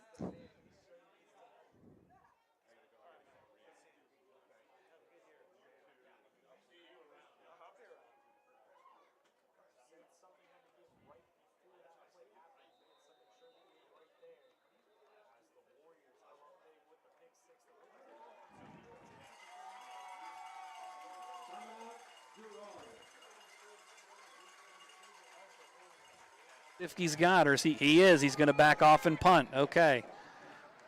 Takes the snap. No, he's going to keep it. Looks to go somewhere. He's going to cut back around right. He's got some blockers. He squeaks through, and he is going to have the Lisbon 1st down. So he backed off like he was going to do that little squib punt and decides to roll looking to throw, finds an avenue, takes off, does enough to extend the drive. As the clock is under 6 minutes now, Lisbon in Waterloo territory at the 40-yard line. So these last 5.5 minutes here, we are going to see who wants it more. Sifke takes it, gives it. Henchcliffe trying to run up the gut. He's going to pull ahead for a good gain. Looks like he got at least 5. He did. 5 on the play brings up second down and 5.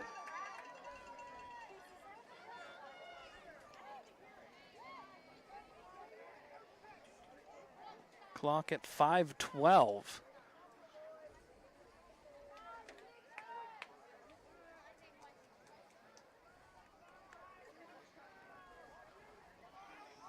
Sifke takes it. Hinchcliffe takes it around right side. He got through the hole. He's going to have the first down and more. He's still going down the side, and he's going to be taken down inside the 10 around the 6-yard line. Lisbon will have it first and goal as we are under 5 minutes. And we have a injured player on the field. No, we do not. Okay. I heard the whistles. I thought they were stop and play for that. Nope. So it is first and goal.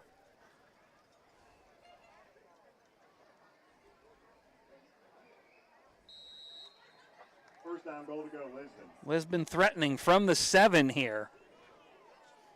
4:45 now.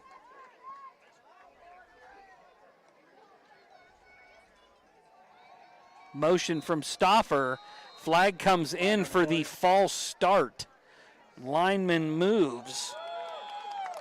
So back them up 5, make it first and goal from the 12. That's not going to help you out any. If anything, it buys you a couple extra seconds to suck some wind, which it looks like a lot of these guys on both sides of the field could use right now.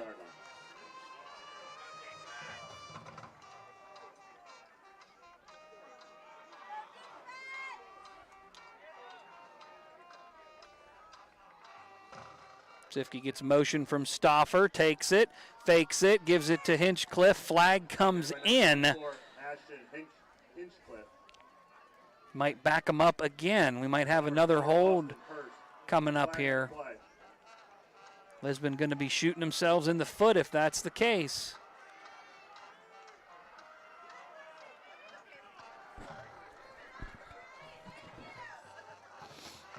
No, it is had an offensive player lined up in the neutral zone. So that's going to cost them 5 more. Offside Lisbon.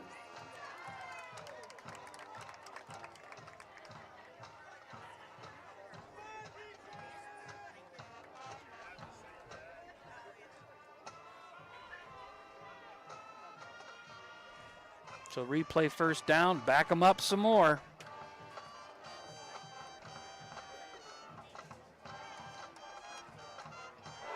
Between West Branch and Girard, as West Branch leads the Indians by a score of 34-28. But here we go. There's a good run there by Thomas Easton. And Thomas Easton is in for the 40-yard touchdown run as Lakeview takes back. It is first and goal from the 26-yard line now. First down, goal to go, Lisbon from the 26-yard line. Okay.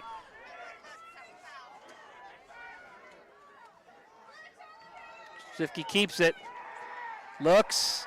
It's coming back. Sifke's going to run. We got another flag coming in, so Sifke has no idea as he's heading towards the pylon, dives in. They're going to say touchdown. It is coming back on another penalty. So by the time we're done here, it might be first and goal from the 50. So that's going to be 15 more. They're going to be first and goal from the 41-yard line.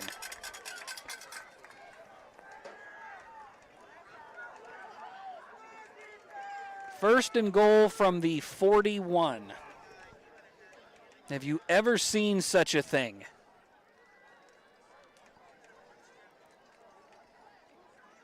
Sifke was in the end zone on that scramble. That is the second touchdown Lisbon has had that was negated by penalty. First one on the punt return. This one on the, I don't know if it was a clip or what the personal foul penalty. Would have been intercepted. The Warrior crowd would have went bananas. The Girard faithful still on their feet. Nice Elusiveness. Throw across the middle of the field, and that one is caught. And still on his feet is Rafferty. Rafferty down the sidelines at the 20, at the 10, and Rafferty takes it to the house for the Girard touchdown. So just like that, that'll be a Girard touchdown.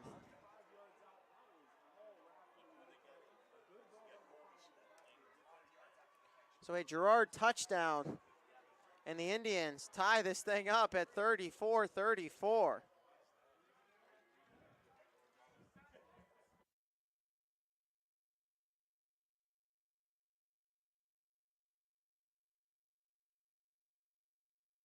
So the 65-yard strike quickly from McConaughey to Rafferty. As pending the extra point, we're all knotted up here at 34 apiece. Yeah, Rafferty. And the extra point's good. Girard takes the 1-point lead.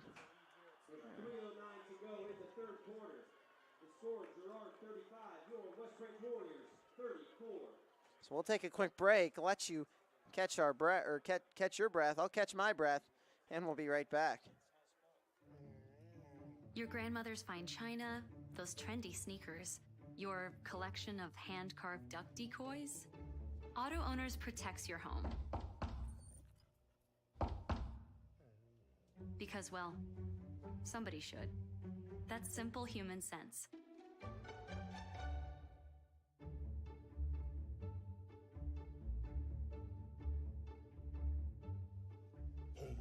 Oh, now you do your job. Nestled here in the beauty and splendor of Mill Creek Metro Parks are two of America's best golf courses, as selected by Golf Week magazine. Ranked number 9 in Ohio by TripAdvisor. Come play like a pro on these award-winning Donald Ross-designed courses.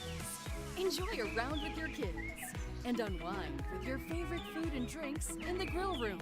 For championship golf.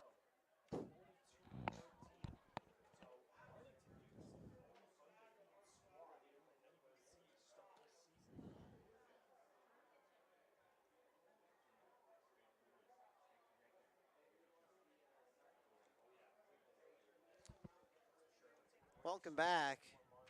3:09 to go here in our third quarter. It's a 35-34 Girard lead. That pass, 65 yards, courtesy, once again, from Tough McConaughey, finds his receiver, Nick Rafferty. So we'll see if the Warriors can answer. Girard's offense has been electric. This West Branch offense will be set up with pretty good field position. As Carson Graham on the return for West Branch. So this will send out the rifleman, Bo Alisauce, back out on the field with the electric playmaker, Joey Jackson. But that's the thing. Now everybody for Girard is going to be, eyes dead on Joey Jackson. That's why you have Jeremiah Thomas and Anthony Perry to make those plays. Boston Molinex bottled up quickly. Really nowhere to go. Oh,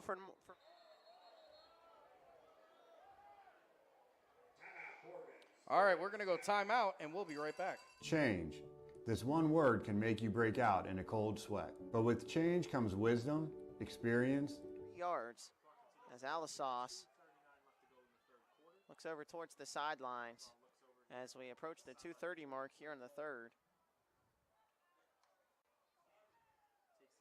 As Alisauce, it'll be a quick throw.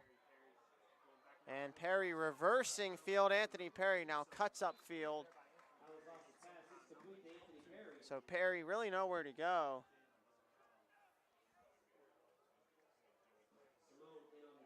As Simone made the tackle for Girard, picked up 3 yards. So it appeared like Perry, again, had nowhere to go. It does pick up 3 yards. That just shows you the athleticism from these Warrior receivers. Alisauce as Jackson is the man in motion. It's a quick throw, and Jackson is wide open. And Pass complete. Did he get the first down? It's going to be real close. I believe they're going to mark him short.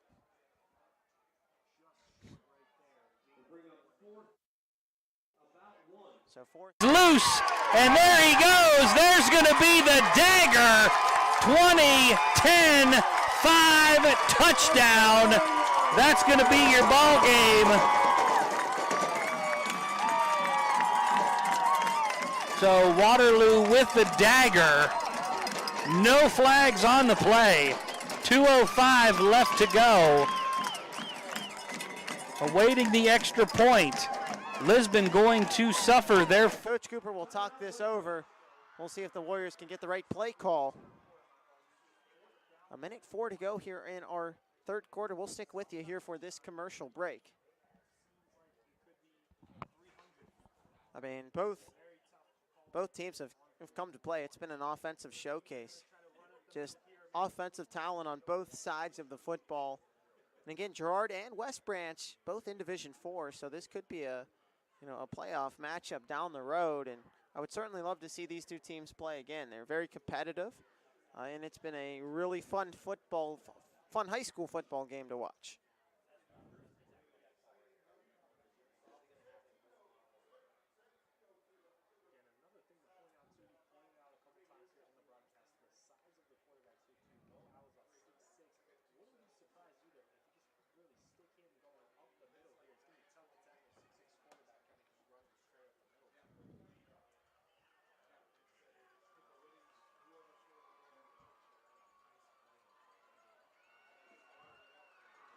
So here we go. 4th down and about 1 for the Warriors. Alisauce. Does Alisauce decide to keep it? Once again, he hard counts. Now they look over to the sidelines. And now they motion. Alton Molinex is the wide receiver. This could be a design quarterback run for Alisauce. No, Alisauce is going to throw. He's got a man wide open. That pass is caught. Anthony Perry. Is he going to take it to the house? That was Joey Jackson. Just tripped up inside Girard territory. Another electrifying play by Joey Jackson.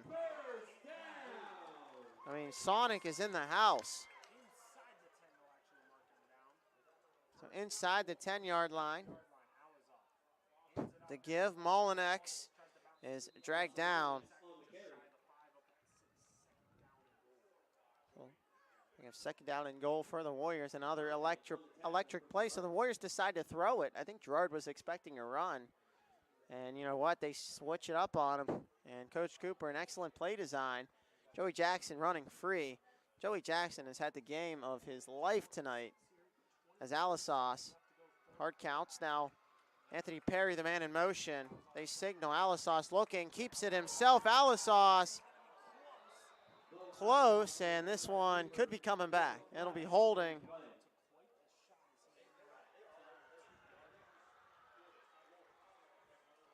So holding on West Branch.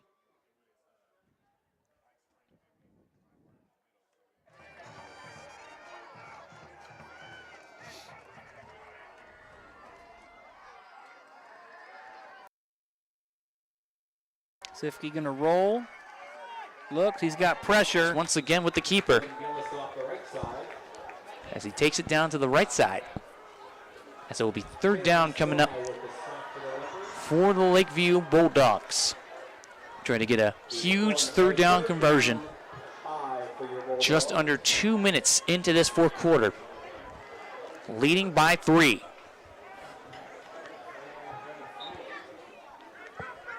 Huge response on the last drive from that man in the backfield, Thomas Easton. Here comes 3rd down. They're going to hand it off to Easton. There goes Easton again. So that'll take us to the end of our 3rd quarter. At the end of 3, it is Girard clinging to a 1-point lead over the West Branch Warriors. We are in for a good 4th quarter, so stick with us here on YSN. We'll be right back for the start of the 4th. They just have that dog in them. They have the mentality. that dog mentality as they're going to hand it off to Easton, and Easton trying to find a seam, and there goes Thomas Easton for the touchdown. 20 yards for Thomas Easton. 3 touchdowns here today. Lakeview on top by 9 as Thomas. 16. So we're not at the end of our third quarter just yet. Alisauce looks. He's going to throw back of the end zone, and that one incomplete. And it looked like the flag was almost ready to come out of the referee's back pocket. That'll take us to the end of the third quarter. That'll bring up third down and 16. So at the end of 3, it's Girard 35, West Branch 34. As I said just a few moments ago, we're in for a good fourth quarter, so please stick with us, and we'll be right back for the start of the fourth quarter here in this action-packed game between two high-powered offenses. Girard with a 1-point lead. Yeah, we getting all fired up, getting ready for the players when they line up. Think it's time we go and get them lights up. Let them high school lights ignite us, cause we fighters coming with a hot. And Liberty 24. We'll be back on YSN. Craftsmanship. So they're going to take a timeout. We'll take a break real quick and be right back. Quality, customer service, and integrity. Those are the 4 words that have driven our success since 1957 at Joe Dickey Electric.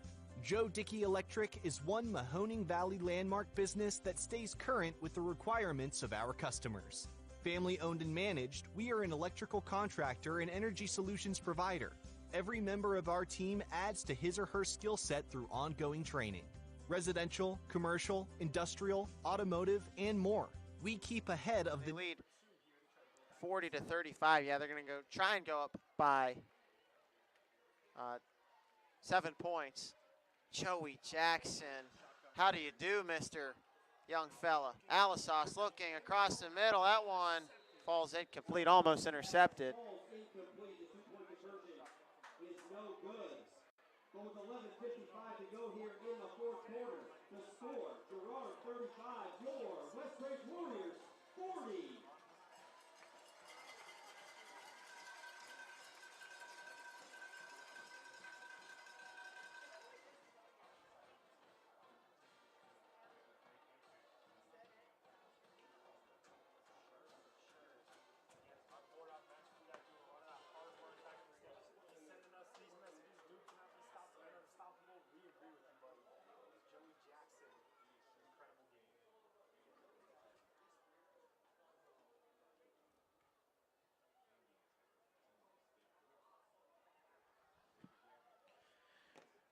How about that? Well, Devin Booker is kind of the son of Luka Doncic anyway. Well, yeah, it's a nice little basketball talk. But the Pirates now are getting hyped over on that sideline. They're going to take another delay of game. And I'm guessing they're just going to kind of run out the clock here with 5 seconds left in this game. Southeast wins this 33 to Champions 20. Wow, that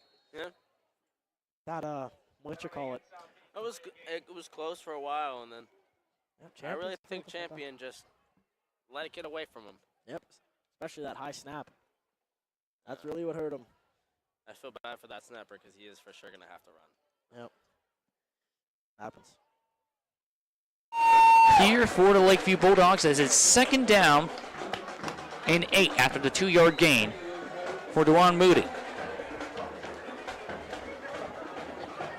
Continuous clock, it looks like. And so's back out as it's Twins left here on second down. He takes a snap. Tawan Tutwiler trying to find a hole. And there goes Tutwiler. He breaks free. Tawan Tutwiler with a huge first down into Bulldog territory. You just don't know which way this game's going to lean. But 40-35, Girard with the lead.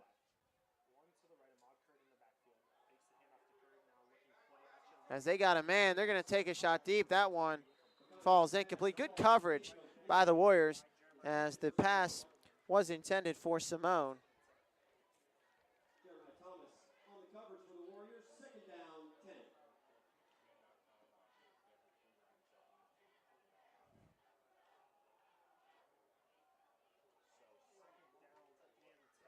So 2nd and 10.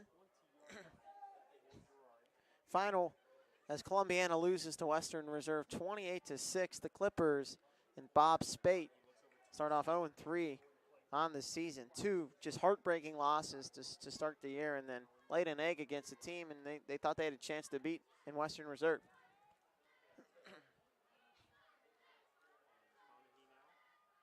As McConaughey, a little bit of a low snap. McConaughey now running, throws across his body, and nowhere was a receiver. 33-24. Liberty trying to get their explosive, athletic players out again. So bring it first down on the 39. That was a 14-yard pickup for Tawan Tutwiler. As he takes the snap, and there he goes, trying to call his own number again. Tutwiler trying to be brought down by Toth. There goes Tutwiler with another first down. And you got to be thinking here, get the ball to Tutwiler. Under 10 seconds. McConaughey looking, throws, and that one incomplete. Good coverage by the West Branch offense, and Girard has a decision to make. They did go for it the last time, deep in their own territory. And it will be first down coming up, ball placed on what is now the 24-yard line. 15-yard gain. As 29 yards picked up on the last 2 plays for Tawan Tutwiler.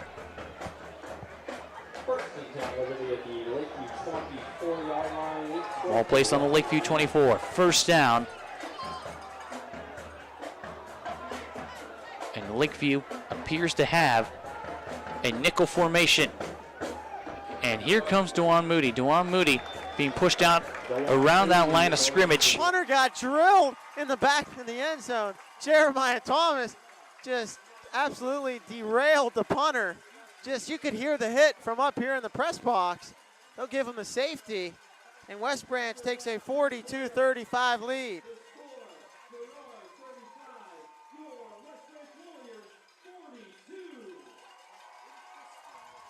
As Lakeview has made 2 fourth down stops here in this contest, I'm looking to have another huge stop here in this fourth quarter. 7.5 minutes remaining, and Liberty trailing 33-24. Here comes Tutwiler, and Tutwiler trying to find it down the middle. Tawan Tutwiler making plays open as he trips up, as he is tripped up by number 3 Thomas Easton. Tawan Tutwiler slow getting up. He is maybe limping a little bit, but looks like he does get up unscathed. And it's going to be third. Canfield was able to do. They brought some pressure off the edge. The Cardinals were able to get to Alisas. You're here for Lakeview. Be spread out a little bit, but not too much. You got to have your linebackers really charge in on Tutwiler. As looks like we have another penalty flag going to be called against Liberty.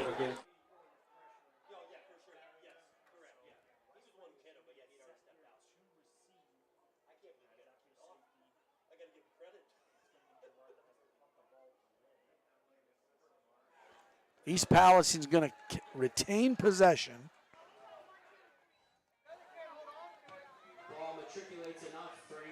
And that's going to be a first down. 5:34, 5:33, 32.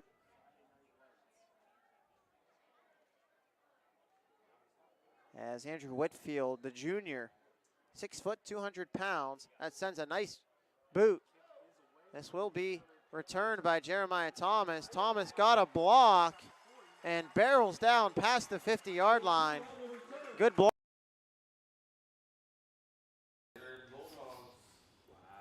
Hey, back here on the Audible Call. We've got some great games. Lots of finals, and we'll be running them down for you on the Joe Dickey Electric scoreboard. But this Lakeview Liberty game going right down to the wire. Still a lot of time left in the West Branch Girard game.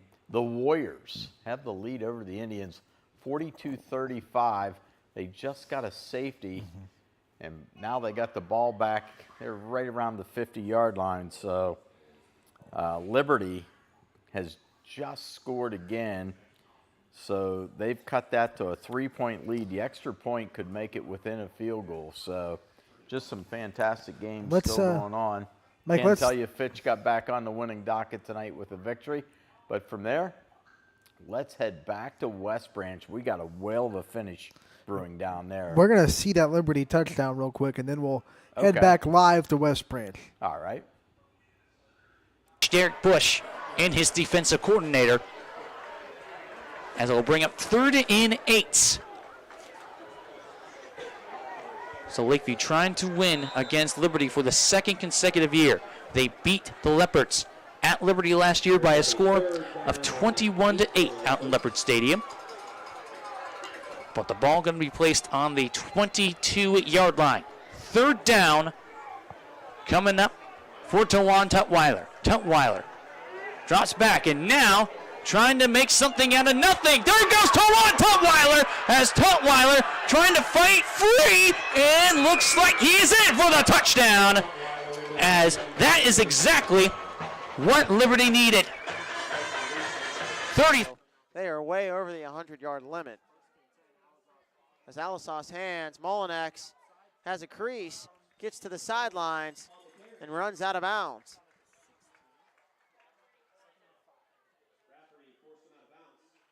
Rafferty in on the tackle.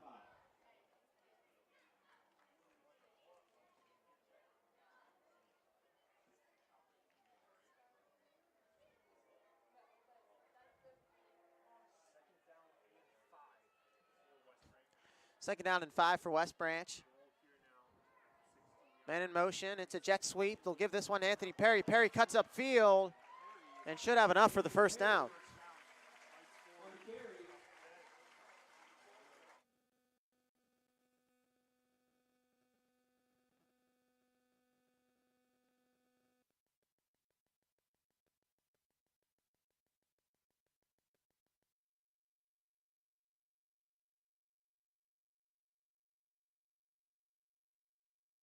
So we have another Girard Indian down on the field. And with that Girard Indian on the field, we'll take a quick time. On the 35-yard line. And now we take a good view at this full moon, as it is above the trees now. But it is 1st and 10, real time, 9:52 p.m.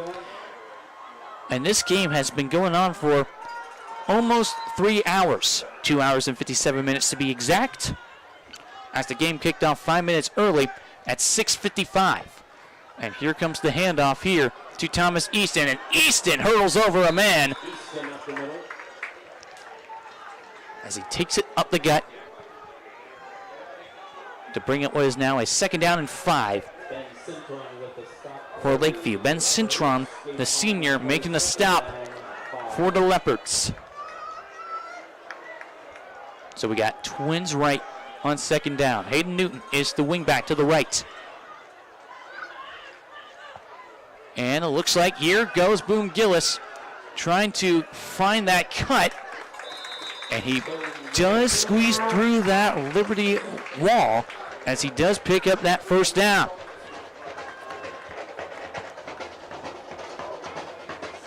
So the Lakeview Bulldogs get a huge 1st down to keep that clock running. 5.5 minutes remaining. Ball control. After a nice gain of about only 3 yards, so I thought he got a little bit more on that. But for Girard, if they can make a play in this red zone, you have to imagine West Branch, it's 4-down territory for the Warriors, unless they feel confident enough to kick a field goal, as Alisauce with a hard count. Yeah, and that's what West Branch throws this one. That one dropped by Joey Jackson, and Joey Jackson wanted to turn up field before he caught the football. So it brings up 3rd down and 7. We'll see what the Warriors draw up, but if Girard can get the stop here, you would think West Branch, it's 4-down territory, but I mean, Anthony Perry certainly has the leg for a field goal. You just don't know what the accuracy. Certainly something that he struggled with last season. But they're well within his range.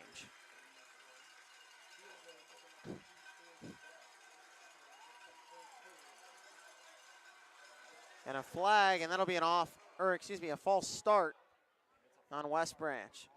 So the Warriors will push themselves back. And instead of a 3rd down and 7, this will bring up a 3rd down and 12. Whole night, Lakeview was leading 19-6 at halftime after 3 consecutive touchdowns off of turnovers, but Liberty exploded with 2 quick third-quarter touchdowns. First off a 92-yard kickoff return from the best man, Dwayne Moody, and a 26-yard run.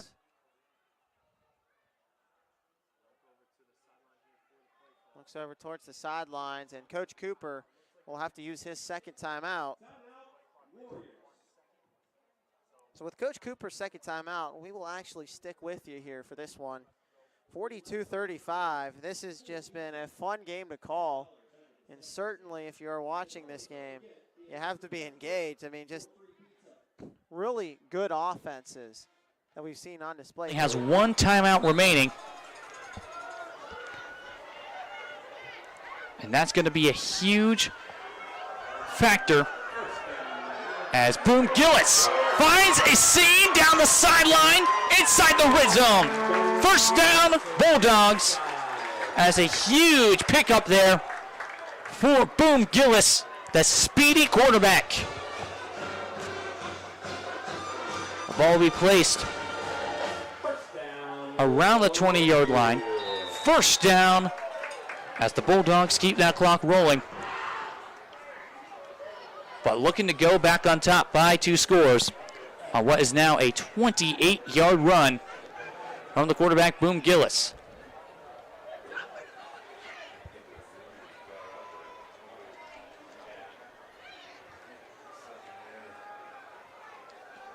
And here comes Lakeview, taking their troops out to the line on this 1st down. And the clock running at 4 minutes exactly and count.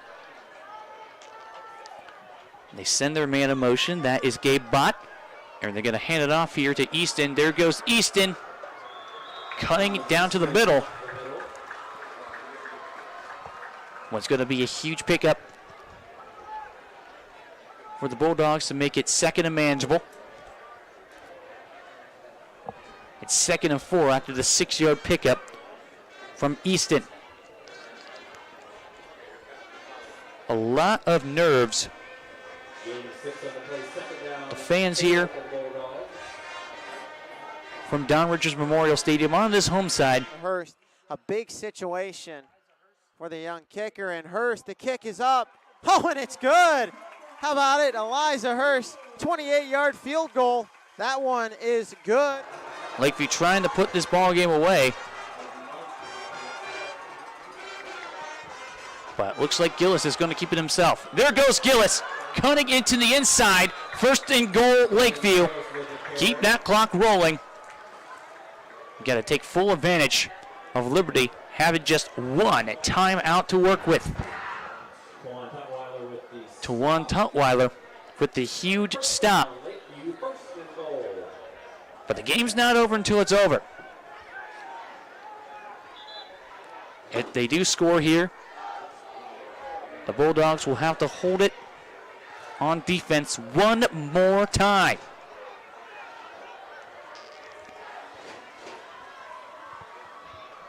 .240 and counting remaining in this ball game. Looks, finds R.J. May, but R.J. May was ready to run before the ball was in his hand. You can see over to the far side, that baseball field there. This is going to bring about 3rd down. Like we said earlier, we're in 4-down territory. The clock is stopped at this point with 2:37 to go. Drew Bycroft to the far right. R.J. May, Tanner Morrow to this side. He's going long this time, and it is going to be Drew Bycroft who catches it. For the first time in a while.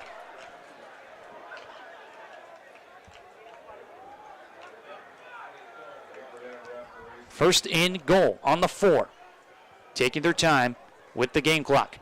Here comes the handoff to Easton, trying to bounce to the outside, and Easton is going to be short of that goal line to bring up second and goal. It appears he did stay in bounds. The clock is running at 2 minutes exactly and counting. So Lakeview doing their part. Chewing up a ton of game clock here on this drive. Second and goal.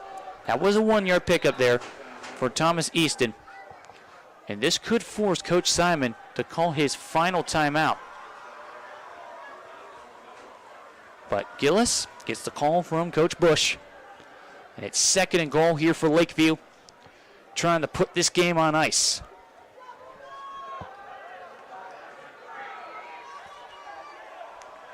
So here comes Gillis in the gun, sending a man in motion.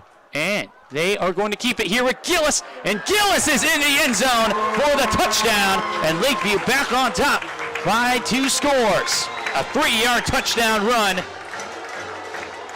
But hold on, it's just an 8-point game. And this is a Takes it down the sidelines and pushed out of bounds.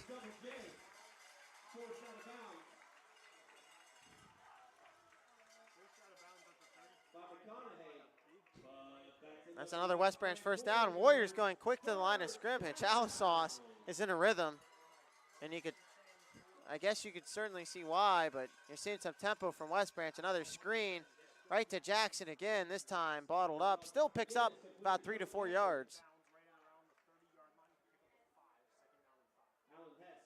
So they'll give him 5 yards.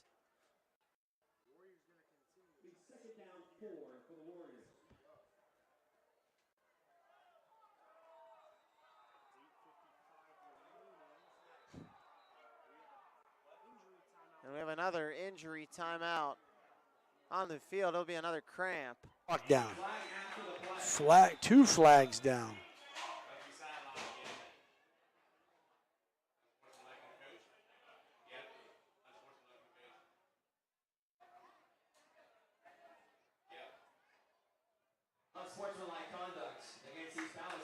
Wow. So the word that we're getting is there's an unsportsmanlike conduct on East Palestine, some sort of sideline warning. Not the time you want to have that here in the game.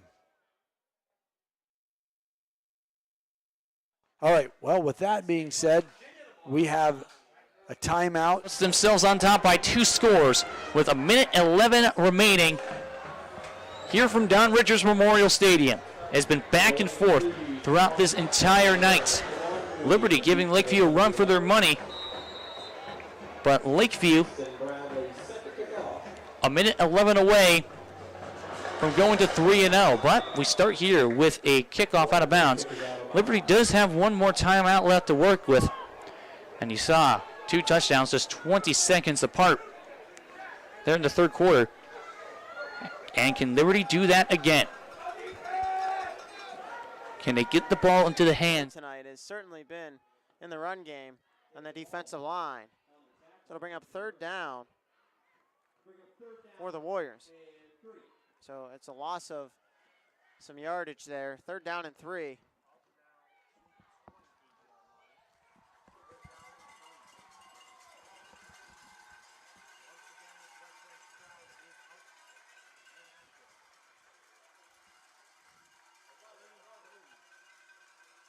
So with 8 minutes remaining, Alisauce in the offense, 3rd down and 3. This will be another run. Molinex, and I believe he got the first down.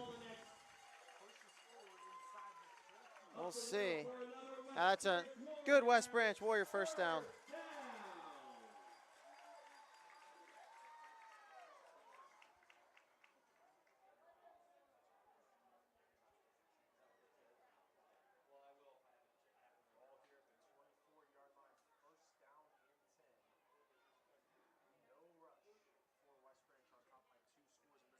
Well, now the Warriors will slow this down, try and run some clock.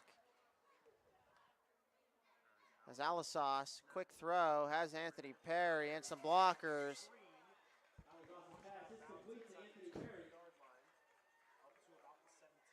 So with Anthony Perry the catch, West Branch running these screens. If I'm Girard, I'm jumping one of the routes. Out again. Unbelievable.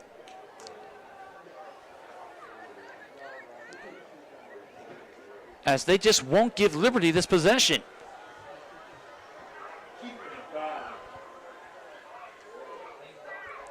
So, you have to see Bradley kick it off for what is now a third time. First down. He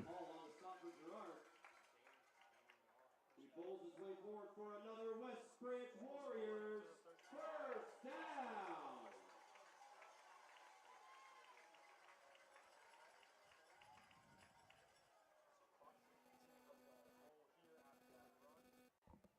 Certainly good.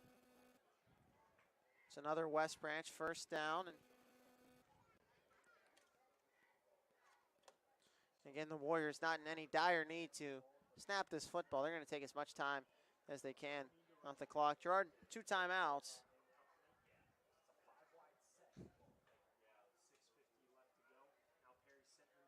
As it'll be a jet sweep, nowhere to go. Anthony Perry bottled up, and a flag comes down on the field. Flag on the play. We'll see if Girard wants to accept the penalty. It will be on West Branch. So it'll be a holding on West Branch. I believe they will.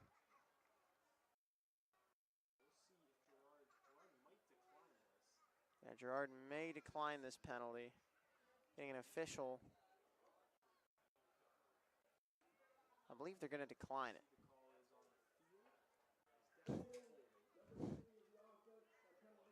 Yeah, so Girard elects to decline the penalty.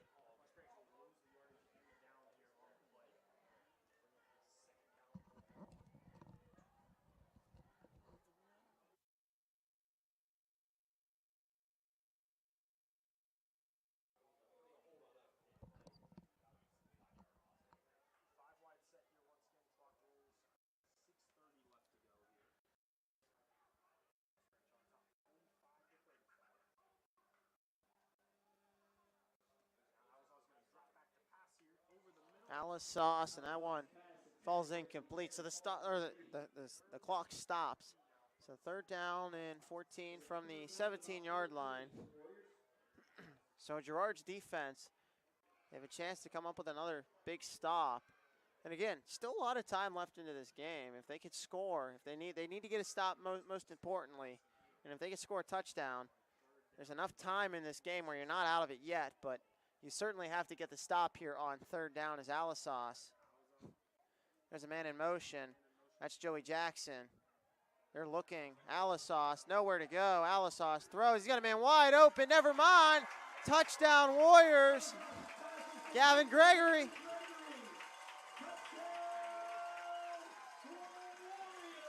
"17-yard strike.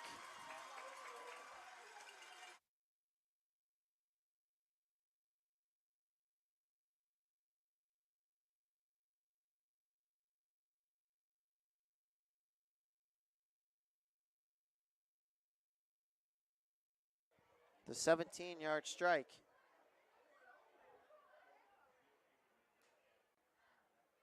From Bo Alisas to Gavin Gregory.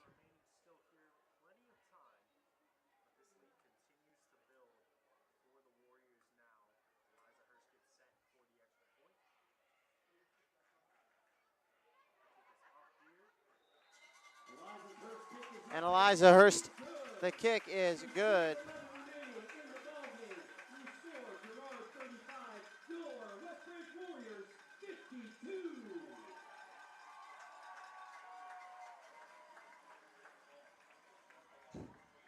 Meaning, can Liberty pull off the unthinkable? The result of the penalties are first and 10 Liberty at the Lakeview 49-yard line. So here comes Tawan Tutwiler trying to lead his team to 2 unthinkable scores. But here comes some trickery as it looks like, did he make the interception? No, they're going to say it's incomplete, just out of the hands of Andrew Brown. And that would have definitely been the game-stealing interception here for Lakeview. But we'll have to move back to 2nd down and 10 yards to go. So Lakeview just missed on a game-ending interception.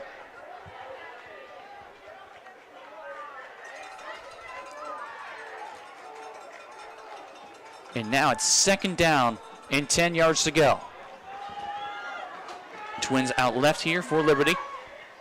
And they take the snap. He drops back. Here comes Tutwiler, having to do something here as he is sacked in the backfield. How about that, ladies and gentlemen? You got to give up huge props here to number 20, Landon Hawes. He had a huge takedown of the speedster Tutwiler in the backfield. Oh my goodness. Tutwiler has just been giving them fits throughout this entire second half. Tawan Tutwiler with 2 second-half touchdowns. But a huge sack in the backfield brings it a 3rd and very long. Looks like a timeout called on the field with 43 seconds remaining. That was officially a 13-yard loss. So it'll be a late hit on Girard. The Warrior fans not too happy about it, but a big hit by Garen Harlan along the sidelines.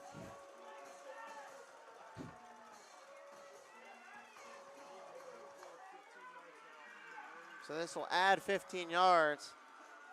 The Girard offense needs a touchdown very quickly if they have any hope left in this game. Still a slim of life if Girard can score quickly. And for McConaughey, it was an excellent first half. He's been a little shaky here in this second half, but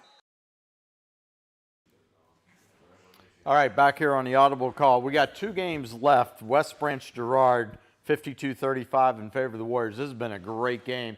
And our other great game of the night is Lakeview and Liberty. It's 40-31. Both games are late in the 4th quarter. So what we're going to do, we're going to end our Audible Call portion tonight. Thank you, WRS Wealth Advisors. Without you guys, none of this is possible. But stick around, folks, because we're just going to switch over into the studio, and we're getting ready for the Joe Dickey Electric Scoreboard. Hopefully we'll have a lot of our announcers calling in because we had some great games and lots of action around the Valley tonight. We'll see you here next week for Week 4 of the Audible Call. YSN thanks you for watching this presentation of your sports network. For stories, stats, and more, go to YSN.